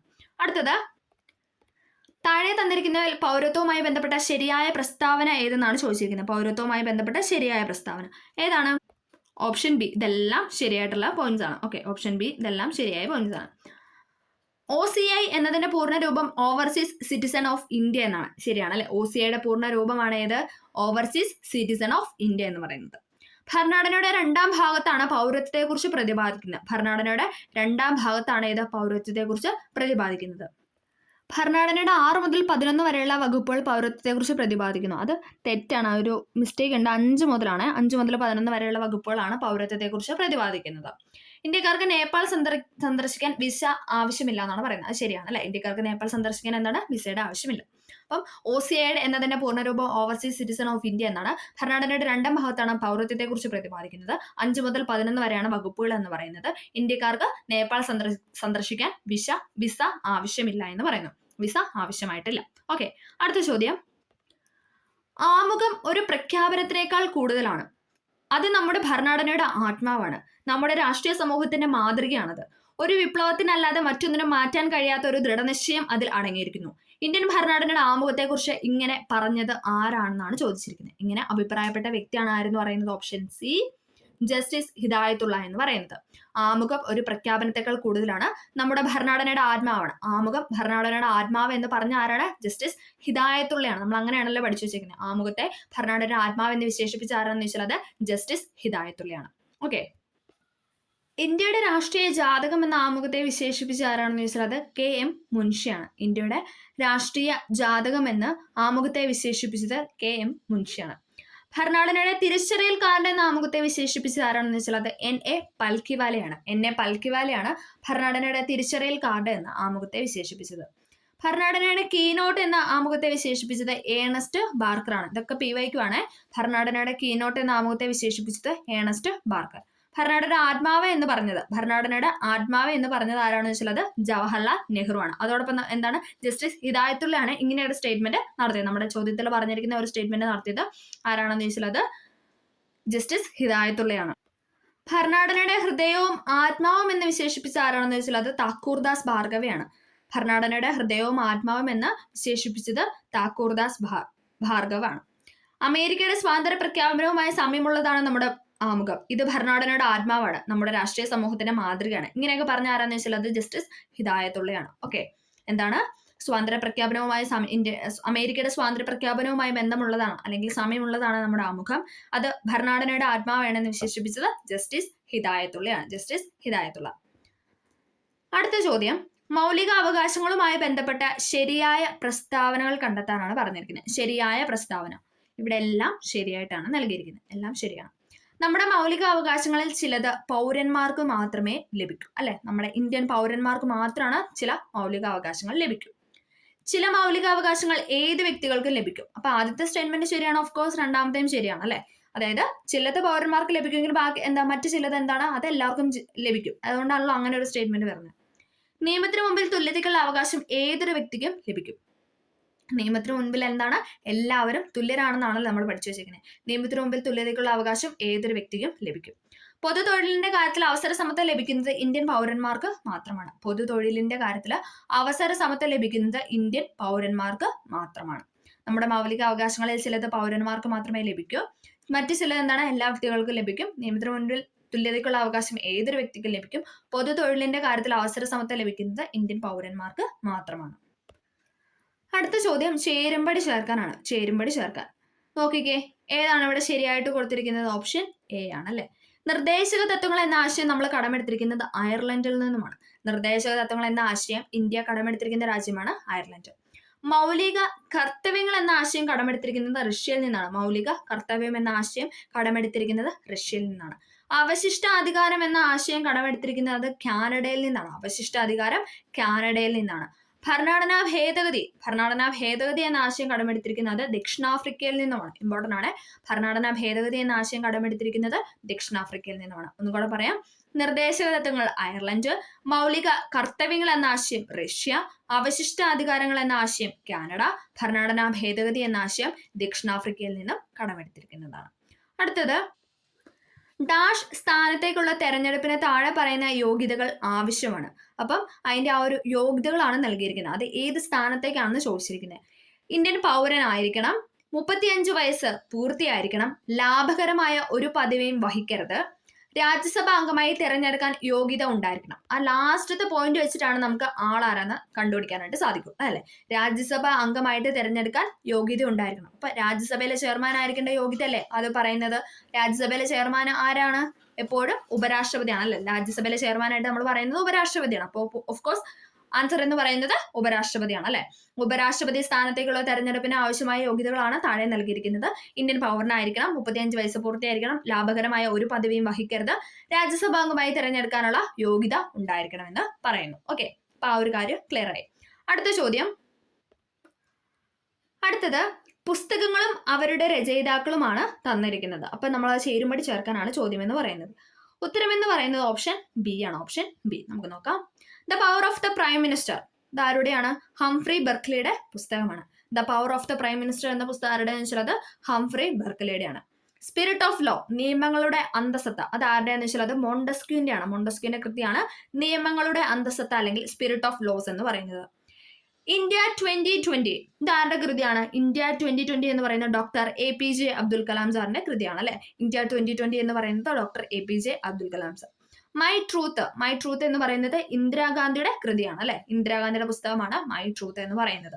The power of the prime minister Humphrey Berkeley, spirit of laws എന്ന് പറയുന്ന മോണ്ടസ്ക്യൂ, ഇന്ത്യ 2020 എന്ന് പറയുന്ന doctor APJ Abdul Kalam sir, അതോടൊപ്പം മൈ ട്രൂത്ത് എന്ന് പറയുന്നത് ഇന്ദിരാഗാന്ധി. ഓക്കെ, അടുത്തത് താഴെ തന്നിരിക്കുന്നതിൽ തെറ്റായ ജോഡികൾ കണ്ടെത്താനാണ് പറഞ്ഞിരിക്കുന്നത്. തെറ്റായ ജോഡി കണ്ടെത്താൻ ഇവിടെ ഏതാണ് തെറ്റായിട്ട് നൽകിയിരിക്കുന്ന? ഓപ്ഷൻ സി, അതായത് രണ്ടാമത്തെ സ്റ്റേറ്റ്മെന്റ് ആണ് തെറ്റ്. ബൽവന്ത് റായ് കമ്മീഷൻ 1957 ബൽവന്ത് റായ് കമ്മീഷൻ എന്ന് പറയുന്നത് 1957. അശോക് മേത്ത കമ്മിറ്റി എന്ന് പറയുന്നത് അല്ലെങ്കിൽ അശോക് മേത്ത കമ്മീഷൻ എന്ന് പറയുന്നത് 1977. അശോക് മേത്ത കമ്മീഷൻ എന്ന് പറയുന്നത് 1977. സർക്കാരിയ കമ്മീഷൻ എന്ന് പറയുന്നത് 1983. സർക്കാരിയ കമ്മീഷൻ എന്ന് പറയുന്നത് 1983. PK തുങ്കൻ കമ്മീഷൻ ഇവിടെ നൽകിയിരിക്കുന്ന 1990 അത് തെറ്റാണ് അല്ലെ. 1990 89 അല്ലെ, ഒരു വർഷം കൂടിയിട്ടാണ് ഇവിടെ നൽകിയിരിക്കുന്നത്, തെറ്റാണ്. PK തുങ്കൻ കമ്മീഷൻ എന്ന് പറയുന്നത് 1989. Balwant Rai commission 57, PK Thungon commission 89, 1989, Ashok Mehta commission 1977, Sarkaria commission എന്ന് പറയുന്നത് 1983. ആ ഡേറ്റ് ഒക്കെ പഠിക്കണേ, എപ്പോഴും ചോദിക്കാറുണ്ട്. അടുത്തത് ജമ്മു കാശ്മീരുമായി ബന്ധപ്പെട്ട് താഴെ തന്നിരിക്കുന്ന പ്രസ്താവനകളിൽ ശരിയായ പ്രസ്താവനകൾ ഏതെല്ലാം എന്നാണ് ചോദിച്ചിരിക്കുന്നത്. ശരിയായതാണ് ഇവിടെ ചോദിച്ചിരിക്കുന്നത്. ഇവിടെ ശരിയായിട്ട് കൊടുത്തിരിക്കുന്ന ഓപ്ഷൻ ഡി ആണ്. 1, 2, 3 ആണ് ഇവിടെ ശരിയായിട്ട് നൽകിയിരിക്കുന്നത്. ജമ്മു കാശ്മീരിന് പ്രത്യേക പദവി നൽകുന്ന വകുപ്പ് 370 എടുത്തു കളഞ്ഞ കേന്ദ്ര ഗവൺമെന്റിന്റെ തീരുമാനം 2023 ഡിസംബറിൽ സുപ്രീം കോടതി ശരിവെച്ചു. ശരിയാണ്, അത് ശരിയായ സ്റ്റേറ്റ്മെന്റ് ആണ്. ജമ്മു കാശ്മീരിന് പ്രത്യേക പദവി നൽകുന്ന വകുപ്പായിരുന്നു 370 എന്ന് പറയുന്നത്. അത് എടുത്തു കളഞ്ഞ കേന്ദ്ര ഗവൺമെന്റിന്റെ തീരുമാനം എന്താണ്? സുപ്രീം കോടതി ശരിവെച്ചു. ഡേറ്റ് വെച്ചാൽ 2023 ഡിസംബറിലാണ്. ജമ്മു കാശ്മീരിനെ 2 കേന്ദ്ര ഭരണങ്ങളായി മാറ്റിയത് 2019. 2019 ജമ്മു കാശ്മീരിനെ 2 കേന്ദ്ര ഭരണങ്ങളായിട്ട് മാറ്റിയത്. രാജതരംഗിണി കാശ്മീരിന്റെ ചരിത്രം വിശദമാക്കുന്ന പുസ്തകമാണ്. കാശ്മീരിന്റെ ചരിത്രം വിശദമാക്കുന്ന പുസ്തകമാണ് രാജതരംഗിണി എന്ന് പറയുന്നത്. അടുത്തത് ഇന്ത്യൻ ഭരണഘടനയുടെ 73ഉം 74ഉം ഭേദഗതികളുടെ അനന്തരഫലങ്ങളിൽ പെടാത്തത് ഏതെല്ലാം എന്നാണ് ചോദിച്ചിരിക്കുന്നത്. നമുക്ക് 4 സ്റ്റേറ്റ്മെന്റ് തന്നിട്ടുണ്ട്. സംസ്ഥാന തെരഞ്ഞെടുപ്പ് കമ്മീഷന്റെ രൂപീകരണം, പിന്നെ 10ാം പട്ടിക, 11ാം പട്ടിക, 12ാം പട്ടിക. അതിൽ പെടാത്തതാണ് ഇവിടെ ചോദിച്ചിരിക്കുന്നത്. ഏതാണ്? എല്ലാവർക്കും അറിയാം അല്ലെ. ഓപ്ഷൻ ബി, അതായത് രണ്ടാമത്തെ 10ാം പട്ടിക പെടില്ല. 11, 12 ഉള്ളത്. സംസ്ഥാന തെരഞ്ഞെടുപ്പ് കമ്മീഷൻ രൂപീകരണവും 11ാം പട്ടികയും 12ാം പട്ടികയും എന്താണ്? ഇന്ത്യൻ ഭരണഘടനയുടെ 73ഉം 74ഉം ഭേദഗതികളുടെ അനന്തരഫലങ്ങളിൽ പെടുന്നതാണ്. എന്താണ് ഈ 73ഉം 74ഉം ഭേദഗതി എന്ന് പറയുന്നത്? അത് പഞ്ചായത്ത് രാജിനെ പറ്റി, മുനിസിപ്പാലിറ്റി ആക്ടിനെ കുറിച്ചൊക്കെ അല്ലെ, നഗരപാലികയെ കുറിച്ചും പഞ്ചായത്ത് രാജിനെ പറ്റിയിട്ടുള്ള ഭേദഗതിയാണ് ഏതെന്ന് പറഞ്ഞാൽ 73ഉം 74ഉം ഭേദഗതി എന്ന് പറയുന്നത്. ഓക്കെ, അടുത്ത ചോദ്യം ചേരുംപടി ചേർക്കാനാണ് പറഞ്ഞിരിക്കുന്നത്. ചേരുംപടി ചേർക്കാൻ ഇവിടെ എന്താണ്? പദ്ധതികളും അതിന്റെ റീസണുമാണ് അല്ലെ, എന്ത് കാര്യങ്ങളാണെന്നുള്ളതാണ് നൽകിയിരിക്കുന്നത്. നമുക്ക് നോക്കാം. ഉത്തരം എന്ന് പറയുന്നത് ഓപ്ഷൻ സി ആണ്. ഓപ്ഷൻ സി, അഭയകിരണം പദ്ധതി. അഭയകിരണം പദ്ധതി എന്ന് പറയുന്നത് വിധവകൾക്ക് സാമ്പത്തിക സഹായം നൽകുന്ന പദ്ധതിയാണ്. അഭയകിരണം പദ്ധതി എന്ന് പറയുന്നത് വിധവകൾക്ക് സാമ്പത്തിക സഹായം നൽകുന്ന പദ്ധതിയാണ്. വിദ്യാകിരണം പദ്ധതി എന്ന് പറയുന്നത് വികലാംഗരുടെ മക്കൾക്ക് വിദ്യാഭ്യാസ സഹായം നൽകുന്ന പദ്ധതിയാണ്. വിദ്യാകിരണം പദ്ധതി എന്ന് പറയുന്നത് വികലാംഗരുടെ മക്കൾക്ക് വിദ്യാഭ്യാസ സഹായം നൽകുന്ന പദ്ധതിയാണ്. താലോലം പദ്ധതി എന്ന് പറയുന്നത് മാരക രോഗങ്ങൾ ഉള്ള 18 വയസ്സിൽ താഴെയുള്ള കുട്ടികൾക്ക് നൽകുന്ന ചികിത്സാ സഹായമാണ് താലോലം. എപ്പോഴും ചോദിക്കുന്നതാണ് താലോലം. അതേപോലെ തന്നെ അഭയകരണം, ഇതെല്ലാം റിപ്പീറ്റ് ചെയ്യുന്ന ചോദ്യങ്ങളാണ്. താലോലം പദ്ധതി എന്ന് പറയുന്നത് മാരക രോഗങ്ങളുള്ള 18 വയസ്സിൽ താഴെയുള്ള കുട്ടികൾക്ക് നൽകുന്ന ചികിത്സാ സഹായമാണ് താലോലം.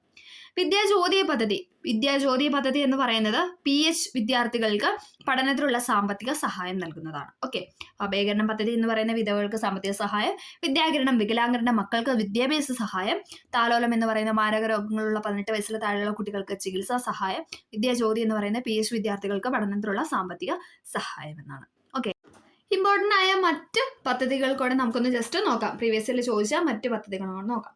കേരള സർക്കാരിന്റെ സമ്പൂർണ്ണ അവയവദാന പദ്ധതി ഏതാണ്? മൃതസഞ്ജീവനിയാണ്. എപ്പോഴും ചോദിക്കുന്നതാണ്. കേരള സർക്കാരിന്റെ സമ്പൂർണ്ണ അവയവദാന പദ്ധതിയാണ് മൃതസഞ്ജീവനി എന്ന് പറയുന്നത്. മാരകമായ അസുഖങ്ങൾ കാരണം ദുരിതം അനുഭവിക്കുന്ന 18-ൽ താഴെ പ്രായമുള്ള കുട്ടികൾക്ക് ചികിത്സയ്ക്കുള്ള ധനസഹായം നൽകുന്ന കേരളത്തിലെ പദ്ധതിയാണ് ഇത് താലോലം എന്ന് പറയുന്നത്. നമുക്ക് നമ്മുടെ സ്റ്റേറ്റ്മെന്റിൽ തന്നിട്ടുണ്ട് അല്ലേ. മാരകമായ അസുഖങ്ങൾ കാരണം ദുരിതം അനുഭവിക്കുന്ന 18 വയസ്സിൽ താഴെ പ്രായമുള്ള കുട്ടികൾക്ക് ചികിത്സയ്ക്കുള്ള ധനസഹായം നൽകുന്ന കേരള സർക്കാരിന്റെ പദ്ധതിയാണ് താലോലം എന്ന് പറയുന്നത്. 65 വയസ്സിന് മുകളിലുള്ളവർക്കുള്ള ആരോഗ്യ സാമൂഹ്യ സുരക്ഷാ പരിരക്ഷയാണ് ഇതെന്ന് പറഞ്ഞാൽ വയോമിത്രം എന്ന് പറയുന്നത്. 65 ഇമ്പോർട്ടൻ്റ് ആണ്. 60, 65 എന്നൊക്കെ നമുക്ക് സ്റ്റേറ്റ്മെന്റ് തരും. 65 വയസ്സിന് മുകളിലുള്ളവർക്കുള്ള ആരോഗ്യ സാമൂഹ്യ പരിരക്ഷയാണ് വയോമിത്രം എന്ന് പറയുന്നത്. പ്രമേഹ രോഗികളായ വയോജനങ്ങൾക്ക് സൗജന്യമായ ഗ്ലൂക്കോമീറ്റർ നൽകുന്ന സാമൂഹ്യ നീതി വകുപ്പിന്റെ പദ്ധതിയാണ് വയോമധുരം എന്ന് പറയുന്നത്. പ്രമേഹ രോഗികളായ വയോജനങ്ങൾക്ക് സൗജന്യമായി ഗ്ലൂക്കോമീറ്റർ നൽകുന്ന സാമൂഹ്യ നീതി വകുപ്പിന്റെ പദ്ധതിയാണ് വയോമധുരം എന്ന് പറയുന്നത്. വയോജനങ്ങൾക്ക് കൃത്രിമ ദന്തം നൽകുന്നതിനുള്ള സാമൂഹ്യ നീതി വകുപ്പിന്റെ പദ്ധതിയാണ് മന്ദഹാസം എന്ന് പറയുന്നത്. വയോജനങ്ങൾക്ക് കൃത്രിമ ദന്തം നൽകുന്നതിനുള്ള സാമൂഹ്യ നീതി വകുപ്പിന്റെ പദ്ധതിയാണ് ഇത് മന്ദഹാസം എന്ന് പറയുന്നത്. സർക്കാർ ആശുപത്രികളുടെ അടിസ്ഥാന സൗകര്യം മെച്ചപ്പെടുത്തി അവയെ ജനസൗഹൃദമാക്കുന്ന നവകേരള ദൗത്യത്തിന്റെ ഭാഗമായ പദ്ധതിയാണ് ഇത് ആർദ്രം മിഷൻ എന്ന് പറയുന്നത്. ആർദ്രം പദ്ധതി. സർക്കാർ ആശുപത്രികളുടെ അടിസ്ഥാന സൗകര്യം മെച്ചപ്പെടുത്തി അവയെ ജനസൗഹൃദമാക്കുന്ന നവകേരള ദൗത്യത്തിന്റെ ഭാഗമായ പദ്ധതിയാണ് ഇത് ആർദ്രം എന്ന് പറയുന്നത്. കിടപ്പിലായ രോഗികളെ വീട്ടിലെത്തി പരിചരിക്കുന്ന പദ്ധതിയാണ് സാന്ത്വനം എന്ന് പറയുന്നത്. കിടപ്പിലായ രോഗികളെ വീട്ടിലെത്തി പരിചരിക്കുന്ന പദ്ധതി അറിയപ്പെടുന്നതാണ് സാന്ത്വനം എന്ന് പറയുന്നത്. കേരള സംസ്ഥാന സർക്കാർ നടപ്പിലാക്കി വരുന്ന സൗജന്യ ക്യാൻസർ ചികിത്സാ പദ്ധതിയുടെ പേര് 2023 ചോദിച്ചൊരു ചോദ്യമാണ്. കേരള സംസ്ഥാന സർക്കാർ നടപ്പിലാക്കി വരുന്ന സൗജന്യ ക്യാൻസർ ചികിത്സാ പദ്ധതിയുടെ പേരാണ് ഇത് സുകൃതം എന്ന് പറയുന്നത്. സുകൃതം എന്ന് പറയുന്നത് ക്യാൻസർ ചികിത്സാ പദ്ധതിയുടെ പേരാണ് സുകൃതം. കുഷ്ഠരോഗികളെ കണ്ടെത്താനും ചികിത്സ നൽകാനുമുള്ള പദ്ധതിയാണ് അശ്വമേധം എന്ന് പറയുന്നത്. കുഷ്ഠരോഗികളെ കണ്ടെത്താനും ചികിത്സ നൽകാനുമുള്ള പദ്ധതിയാണ് അശ്വമേധം എന്ന് പറയുന്നത്. കുഷ്ഠരോഗികളെ കണ്ടെത്താനും ചികിത്സ നൽകാനും. ഓക്കെ, അപ്പോൾ ഇത്രയാണ് ഇമ്പോർട്ടൻ്റ് ആയ മറ്റ് പ്രധാന പദ്ധതികൾ എന്ന് പറയുന്നത്. നമുക്ക് അടുത്ത ചോദ്യത്തിലോട്ട് കിടക്കാം.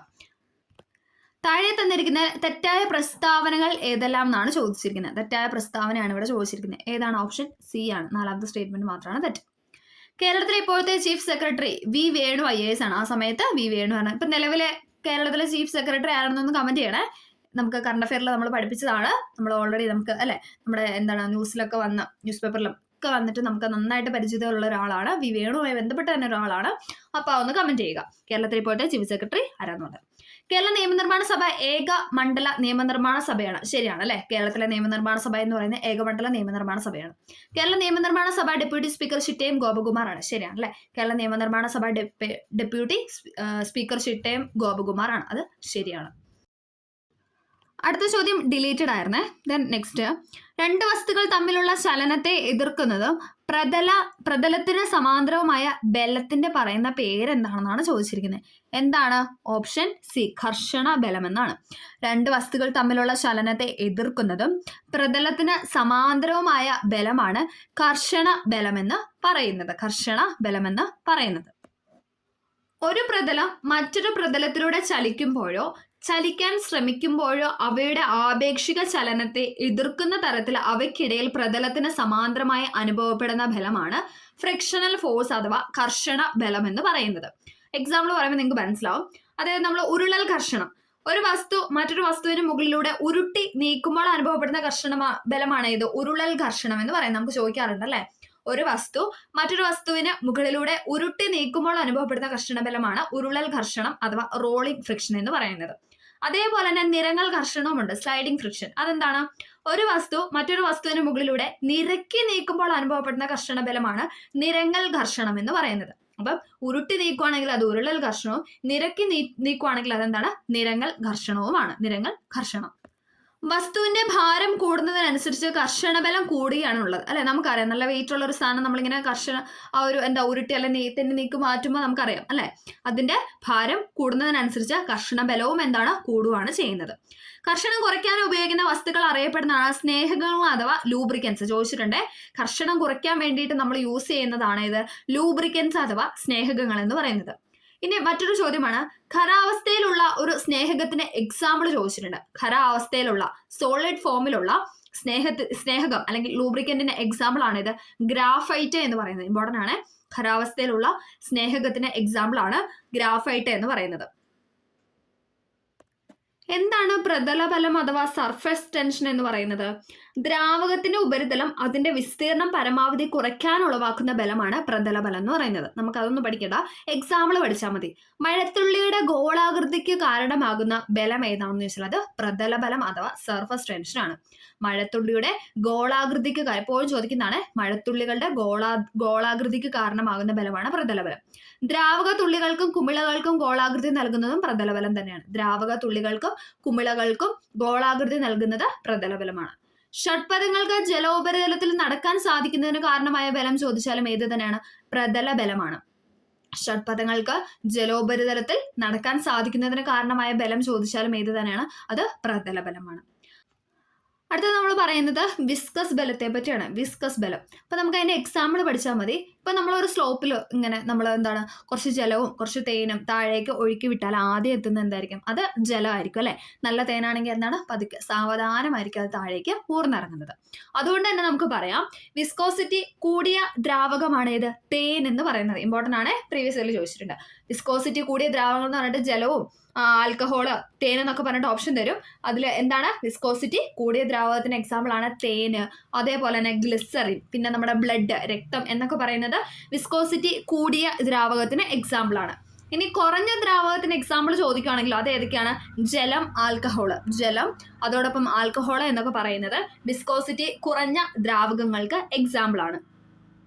ഇനി എന്താണ്? ദ്രാവകങ്ങളുടെ വിസ്കോസിറ്റി താപനിലയ്ക്ക് അനുസരിച്ച് കുറയുന്നു. അതായത് ഇപ്പൊ നമ്മൾ തേൻ ഒന്ന് ചൂടാക്കാൻ ശ്രമിച്ചു. തേൻ ചൂടാക്കി എന്താണ്? അത് പെട്ടെന്ന് ജലത്തെ പോലെ തന്നെ നല്ല സ്പീഡിൽ താഴേക്ക് ഇറങ്ങും. അപ്പൊ എന്താണ്? വിസ്കോസിറ്റി അവിടെ കുറയുകയാണ് ഉണ്ടായത്. അതായത് താപനിലയ്ക്ക് അനുസരിച്ച് താപം കൊടുത്താൽ എന്നാ ചെയ്യുന്നത്? വിസ്കോസിറ്റി കുറയുന്നു. സ്റ്റേറ്റ്മെന്റ് ചോദിച്ചിട്ടുണ്ട്, താപം കൊടുത്താൽ എന്താണ്? വിസ്കോസിറ്റി കുറയുന്നു. ഓക്കെ, അപ്പൊ വിസ്കസ് ബലം മനസ്സിലായെന്ന് വിചാരിക്കുന്നു. അടുത്ത നമ്മൾ പറയുന്നതാണ് കൊഹിഷൻ ബലം. എന്താണ് കൊഹിഷൻ ബലം? ഒരേ ഇനം തന്മാത്രകൾ തമ്മിലുള്ള ആകർഷണ ബലമാണ് കൊഹിഷൻ ബലം എന്ന് പറയുന്നത്. ഒരേ ഇനം തന്മാത്രകൾ തമ്മിലുള്ള ആകർഷണ ബലത്തെയാണ് കൊഹിഷൻ ബലം എന്ന് പറയുന്നത്. എക്സാമ്പിൾ ആണ് ജലത്തിലെ തന്മാത്രകൾ തമ്മിലുള്ള ആകർഷണ ബലം, അല്ലെ? ജലത്തിലെ തന്മാത്രകൾ എന്ന് പറയുന്ന എല്ലാം ജലം എടുക്കുമ്പോൾ നമുക്ക് എല്ലാ തന്മാത്രകളിൽ നിന്നാണ് സെയിം ആണ്. അതാണ് പറയുന്നത് ഒരേ ഇനം തന്മാത്രകൾ തമ്മിലുള്ള ആകർഷണ ബലത്തെയാണ് കൊഹിഷൻ ബലം എന്ന് പറയുന്നത്. എക്സാമ്പിൾ പഠിച്ചാൽ മതി. ജലത്തിലെ തന്മാത്രകൾ തമ്മിലുള്ള ആകർഷണ ബലത്തിന് എക്സാമ്പിൾ ആണിത്. ആകർഷണ ബലമാണ് ഇത് കൊഹിഷൻ ബലം എന്ന് പറയുന്നത്. പ്രതലബലത്തിന് കാരണം കൊഹിഷൻ ബലമാണ്. പ്രതലബലത്തിന് കാരണം എന്താണെന്ന് ചോദിച്ചാൽ അത് കൊഹിഷൻ ബലമാണ്. ഇനി അതേപോലെ നേരെ ഓപ്പോസിറ്റ് ആണ് അഡ്ഹീഷൻ ബലം എന്ന് പറയുന്നത്. കൊഹിഷൻ ഒരേ ഇനം തന്മാത്രകളാണെങ്കിൽ അഡ്ഹീഷൻ എന്തായിരിക്കും? വ്യത്യസ്ത ഇനം തന്മാത്രകൾ തമ്മിലുള്ള ആകർഷണ ബലമാണ് അഡ്ഹീഷൻ ബലം എന്ന് പറയുന്നത്. ചോദിച്ചിട്ടുണ്ട്. അതിന്റെ എക്സാമ്പിൾ ആണ് നമുക്ക് ചോദിച്ചിട്ടുള്ളത്. ഏതാണ്? ഈർക്കില്, പെൻസില് എന്നിവ ജലത്തിൽ മുക്കി ഉയർത്തിയാൽ അവയിൽ ജലം പറ്റിപ്പിടിച്ചിരിക്കുന്നതാണ് കാണാം, അല്ലെ? നമുക്കറിയാം. ഇപ്പൊ നമ്മളൊരു ഗ്ലാസ് വെള്ളത്തിനകത്ത് നമ്മളൊരു ഈർക്കിലോ അല്ലെങ്കിൽ ഒരു പെൻസിലോ ഒരു പേനോ അങ്ങനെ എന്തെങ്കിലും നമ്മളൊന്ന് മുക്കി നോക്കിയിട്ട് അതൊന്ന് പൊക്കി നോക്കി, അതായത് ആ പെൻസിൽ അത് നമ്മൾ അതിനകത്ത് എടുത്തു കഴിഞ്ഞാൽ നമുക്ക് അറിയാം ആ പെൻസിലൊക്കെ പറ്റിപ്പിടിച്ച് കുറച്ച് ജലാംശം ഇരിക്കണ്ടാവും. അപ്പൊ അതെന്താണ്? വ്യത്യസ്ത തരം തന്മാത്രകളാണ്, അല്ലെ? അപ്പൊ അങ്ങനെ വ്യത്യസ്ത ഇനം തന്മാത്രകൾ തമ്മിലുള്ള ആകർഷണ ബലത്തെയാണ് അഡ്ഹീഷൻ ബലം എന്ന് പറയുന്നത്. അതേപോലെ തന്നെ മറ്റൊരു എക്സാമ്പിൾ ആണ് ചോക്ക് ഉപയോഗിച്ച് ബ്ലാക്ക് ബോർഡിൽ വരച്ചാൽ ചോക്ക് കണങ്ങൾ ബോർഡിൽ പറ്റിപ്പിടിക്കുന്നു. അതുകൊണ്ടാണല്ലോ നമുക്ക് ബ്ലാക്ക് ബോർഡിൽ നമുക്ക് കാണാനായിട്ട് സാധിക്കുന്നത്, അല്ലെ? നമ്മൾ വെള്ള ചോക്ക് ചോക്ക് ഉപയോഗിച്ച് നമ്മൾ എഴുതുമ്പോൾ ആ ചോക്ക് അവിടെ ഇരിക്കുന്നുണ്ട്, ചോക്കിന്റെ അംശം എന്താണ്? അവിടെ പറ്റിപ്പിടിച്ചിരിക്കുന്നുണ്ട്. അപ്പോഴാണ് നമുക്ക് എഴുതിയത് എന്താണ് നമുക്ക് വ്യക്തമാകത്തുള്ളൂ, അല്ലെ? അപ്പൊ അതെന്ന് പറയുന്നത് എന്താണ്? അതൊരു അഡ്ഹീഷൻ ബലത്തിന് എക്സാമ്പിൾ ആണ്. അതെന്താണ്?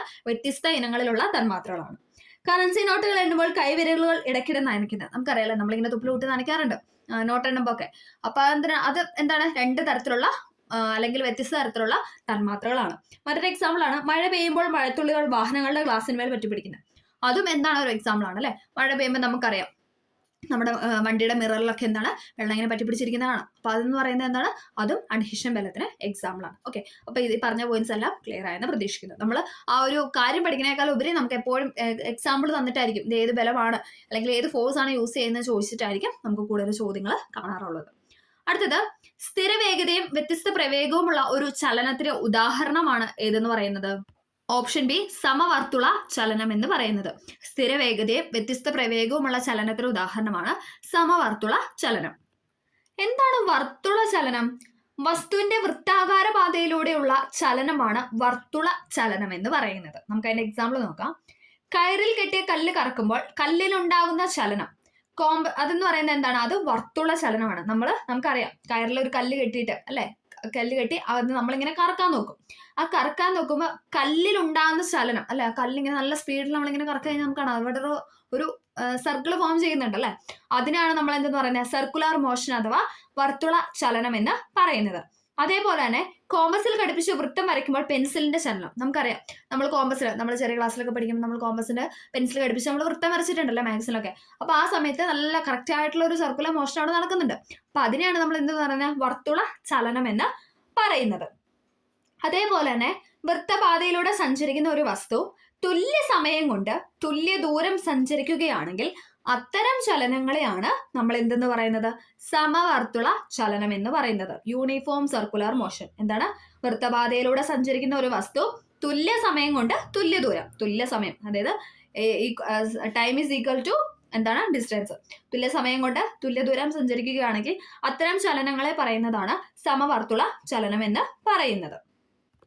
അടുത്ത ചോദ്യം, ഏത് മേഖലയിലെ പരീക്ഷണങ്ങൾക്കാണ് Allen aspect, John F closer, ആൻഡൺ സിലിങ്കർ എന്നിവർക്ക് 2022 ഭൗതിക ശാസ്ത്രത്തിനുള്ള നൊബേൽ സമ്മാനം ലഭിച്ചത്? ഏത് മേഖലയിൽ നിന്നുള്ള പരീക്ഷണങ്ങൾക്കാണെന്നാണ് ചോദിച്ചിരിക്കുന്നത്. ഏതാണ്? ഓപ്ഷൻ സി, ക്വാണ്ടം മെക്കാനിക്സ് ആണ്. ക്വാണ്ടം മെക്കാനിക്സ് നൊബേലുമായി ബന്ധപ്പെട്ട മറ്റൊരു ചോദ്യമാണ്. അടുത്തത്, 40 ഗ്രാം മീഥേൻ പൂർണ്ണമായും കത്തുമ്പോൾ ലഭിക്കുന്ന കാർബൺ ഡൈ ഓക്സൈഡിന്റെ അളവ് എത്ര ആയിരിക്കുമെന്ന് തന്നിരിക്കുന്ന രാസസമവാക്യത്തെ അടിസ്ഥാനമാക്കി കണ്ടെത്താനാണ് പറഞ്ഞിരിക്കുന്നത്. ഇവിടെ 40 ഗ്രാം മീഥേൻ എന്ന് പറഞ്ഞിട്ടുണ്ട്. 40 gram മീഥേന് CH4 + 2O2 CO2 + 2H2O എന്നാണ് നമ്മുടെ ഇക്വേഷൻ എന്ന് പറയുന്നത്. അതിൽ എത്ര ആ ഒരു തന്നിരിക്കുന്ന രാസസമവാക്യത്തെ അടിസ്ഥാനത്തിൽ ആ ഒരു അളവ് കണ്ടെത്താനാണ് പറഞ്ഞിരിക്കുന്നത്. കാർബൺ ഡൈ ഓക്സൈഡിന്റെ അളവ് എത്രയായിരിക്കും? ഉത്തരവെന്ന് പറയുന്നത് ഓപ്ഷൻ എ ആണ്. 110 ഗ്രാം ആണ്. 110 ഗ്രാം. അടുത്തത്, ചുവടെ കൊടുത്തിരിക്കുന്നതിൽ ലൂയിസ് ആസിഡ് ഏതാണെന്നാണ് ചോദിച്ചിരിക്കുന്നത്. ലൂയിസ് ആസിഡ് ആണ് ചോദിച്ചിരിക്കുന്നത്. ഏതാണ്? ഓപ്ഷൻ സി ആണ്. BCl3 എന്ന് പറയുന്നതാണ് ലൂയിസ് ആസിഡ്. അടുത്തത്, എക്സ് ഒരു 2ാം ഗ്രൂപ്പ് മൂലകവും വൈ ഒരു 17ാം ഗ്രൂപ്പ് മൂലകവും ആണെങ്കിൽ എക്സും വൈയും ചേർന്ന് രൂപം കൊള്ളുന്ന സംയുക്തത്തിന്റെ രാസസൂത്രം എത്രയായിരിക്കും എന്നാണ് ചോദിച്ചിരിക്കുന്നത്. എക്സ് എന്ന് പറയുന്നത് എന്താണ്? 2ാം ഗ്രൂപ്പ് മൂലകമാണ്. വൈ എന്ന് പറയുന്നത് 17ാം ഗ്രൂപ്പ് മൂലകവും. അപ്പൊ അത് രണ്ടും കൂടെ ചേർത്തുള്ള രാസസൂത്രമാണ് ചോദിച്ചിരിക്കുന്നത്. ഏതാണ്? ഓപ്ഷൻ ഡി ആണ്. X/2 എന്ന് പറയുന്നതാണ്. X/2 എന്ന് പറയുന്നതാണ് ഉത്തരം. ചുവടെ കൊടുത്തിരിക്കുന്ന 2 പ്രസ്താവനകളെ അടിസ്ഥാനമാക്കി ഏറ്റവും ശരിയായ ഉത്തരം കണ്ടെത്താനാണ് പറഞ്ഞിരിക്കുന്നത്. ഏതാണ് ഇവിടെ ശരിയായിട്ട് കൊടുത്തിരിക്കുന്നത്? ഒന്നാമത്തെ സ്റ്റേറ്റ്മെന്റ് തെറ്റും 2ാമത്തെ സ്റ്റേറ്റ്മെന്റ് ശരിയുമാണ്. അതായത് ഓപ്ഷൻ ബി ആണ്. സ്റ്റെയിൻലെസ് സ്റ്റീൽ ഒരു ലോഹ സങ്കരമാണെന്നാണ് പറയുന്നത്. സ്റ്റെയിൻലെസ് സ്റ്റീൽ എന്ന് പറയുന്നത് ഒരു ലോഹ സങ്കരമാണ്. സ്റ്റീൽ ഒരു ലോഹമാണോ? സ്റ്റീൽ എന്ന് പറയുന്നത് ഒരു ലോഹമല്ല കേട്ടോ. അപ്പോൾ അത് ഒന്നാമത്തെ സ്റ്റേറ്റ്മെന്റ് തെറ്റാണ്. അടുത്തത്, താഴെ പറയുന്നതിൽ 2022 ഖത്തർ ഫുട്ബോൾ ലോകകപ്പിന്റെ സെമി ഫൈനലിലേക്ക് യോഗ്യത നേടിയ ടീമുകൾ. സെമി ഫൈനലിലേക്കാണ് ചോദിച്ചിരിക്കുന്നത്. അതിൽ നമുക്ക് 2 എണ്ണം കറക്റ്റ് ആയിട്ട് അറിയാം അല്ലെ. 2 രാജ്യങ്ങൾ ഏതൊക്കെയാണെന്ന് നമുക്ക് കറക്റ്റ് അറിയാം. പക്ഷെ 4 എണ്ണം ഓപ്ഷൻ തന്നിട്ടുണ്ട്. അപ്പോൾ നമുക്ക് 4ഉം ശരിയാക്കാം. ഏതാണ് ഉത്തരം എന്ന് പറയുന്നത്? ഓപ്ഷൻ എ ആണ്. അർജന്റീനയും ഫ്രാൻസും ഉണ്ടെന്ന് നമുക്കറിയാം. 4 ഓപ്ഷനിൽ എന്താണ്? അർജന്റീനയും ഫ്രാൻസും തന്നിട്ടുണ്ട്. അർജന്റീന, ഫ്രാൻസ്, ക്രൊയേഷ്യ, മൊറോക്കോ എന്ന് പറയുന്നതാണ് 2022 ഖത്തർ ഫുട്ബോൾ ലോകകപ്പിന്റെ സെമി ഫൈനലിലേക്ക് യോഗ്യത നേടിയ ടീമുകൾ എന്ന് പറയുന്നത്. Argentina, France, Croatia, Morocco. Okay. അടുത്തത്, ഹൈമവത ഭൂവിൽ എന്ന യാത്രാവിവരണം ആരുടെ കൃതിയാണെന്നാണ് ചോദിച്ചിരിക്കുന്നത്. ആരുടെ കൃതിയാണ്? ഓപ്ഷൻ സി, MP വീരേന്ദ്രകുമാറിന്റെ കൃതിയാണ്. അദ്ദേഹത്തിന്റെ കൃതിയാണ് ഇതെന്ന് പറയുന്നത്. MP വീരേന്ദ്രകുമാറിന്റെ കൃതിയാണ് ഹൈമവത ഭൂവിൽ എന്ന് പറയുന്നത്. പുരാതന ഗുഹാചിത്രങ്ങൾക്ക് പ്രസിദ്ധി കേട്ട എടക്കൽ ഗുഹകൾ സ്ഥിതി ചെയ്യുന്ന ജില്ല ഏതാണ്? എല്ലാവർക്കും അറിയാം അല്ലെ? ഏതാണ്? വയനാട് ജില്ലയിലാണ് എടക്കൽ ഗുഹ സ്ഥിതി ചെയ്യുന്നത്. വയനാട് ജില്ലയിലാണ്. താഴെ പറയുന്നവരിൽ ആരുടെ കാലത്താണ് കേരളത്തിൽ ചവിട്ടുനാടകം ആരംഭിച്ചത്? ചവിട്ടുനാടകം ആരംഭിച്ചത് നമുക്കറിയാം അല്ലെ? ആരുടെ കാലത്താണ്? ഓപ്ഷൻ എ പോർച്ചുഗീസുകാരുടെ കാലത്താണ് കേരളത്തിൽ ചവിട്ടാണ് അല്ലെ? അവരാണ് ചവിട്ടാണോ കൊണ്ടുവന്നത് നമ്മൾ പഠിച്ചിട്ടുണ്ട് അല്ലെ? അപ്പം പോർച്ചുഗീസുകാരുടെ കാലത്താണ്. കേരള സാഹിത്യ അക്കാദമിയുടെ പ്രസിഡന്റ് ആരാണ്? കേരള സാഹിത്യ അക്കാദമിയുടെ പ്രസിഡന്റ് എന്ന് പറയുന്നത് ഓപ്ഷൻ ബി കെ സച്ചിദാനന്ദനാണ്. കേരള സാഹിത്യ അക്കാദമിയുടെ പ്രസിഡന്റ് എന്ന് പറയുന്നത് കെ സച്ചിദാനന്ദനാണ്. ഓക്കെ, അപ്പൊ നമ്മൾ അങ്ങനെ 50 ചോദ്യങ്ങളും അതിന്റെ ഉത്തരങ്ങളും മാക്സിമം പോയിന്റ്സും റിലേറ്റഡ് പോയിന്റ്സും നമ്മൾ പറഞ്ഞിട്ടുണ്ട്. എല്ലാവർക്കും വീഡിയോ ഹെൽപ്ഫുൾ ആയെന്ന് വിചാരിക്കുന്നു. ഹെൽപ്ഫുൾ ആയെങ്കിൽ തീർച്ചയായും ലൈക്ക് ചെയ്ത് സപ്പോർട്ട് ചെയ്യുക. അടുത്ത ദിവസം അല്ലെ, നമുക്ക് വളരെ അടുത്ത് തന്നെ നമുക്ക് പുതിയ എക്സാമുകൾ വരുന്നുണ്ട്. +2 ലെവൽ എക്സാമും അതേപോലെ തന്നെ നമുക്ക് ഡിഗ്രി പ്രിലിംസ് വരുന്നുണ്ട്. അതിന്റെ ഒപ്പം തന്നെ നമുക്ക് എന്താണ് സെക്രട്ടേറിയറ്റ് മെയിൻസ് ഒക്കെ വരുന്നുണ്ട്. അപ്പോൾ എല്ലാവരും നന്നായിട്ട് പഠിക്കാനായിട്ട് ശ്രമിക്കുക. അപ്പോൾ എല്ലാവർക്കും വീഡിയോ ഹെൽപ്ഫുൾ ആയെന്ന് വിചാരിക്കുന്നു. അപ്പോൾ ഇന്ന് നല്ലൊരു ദിവസമായിരിക്കട്ടെ. Okay, thank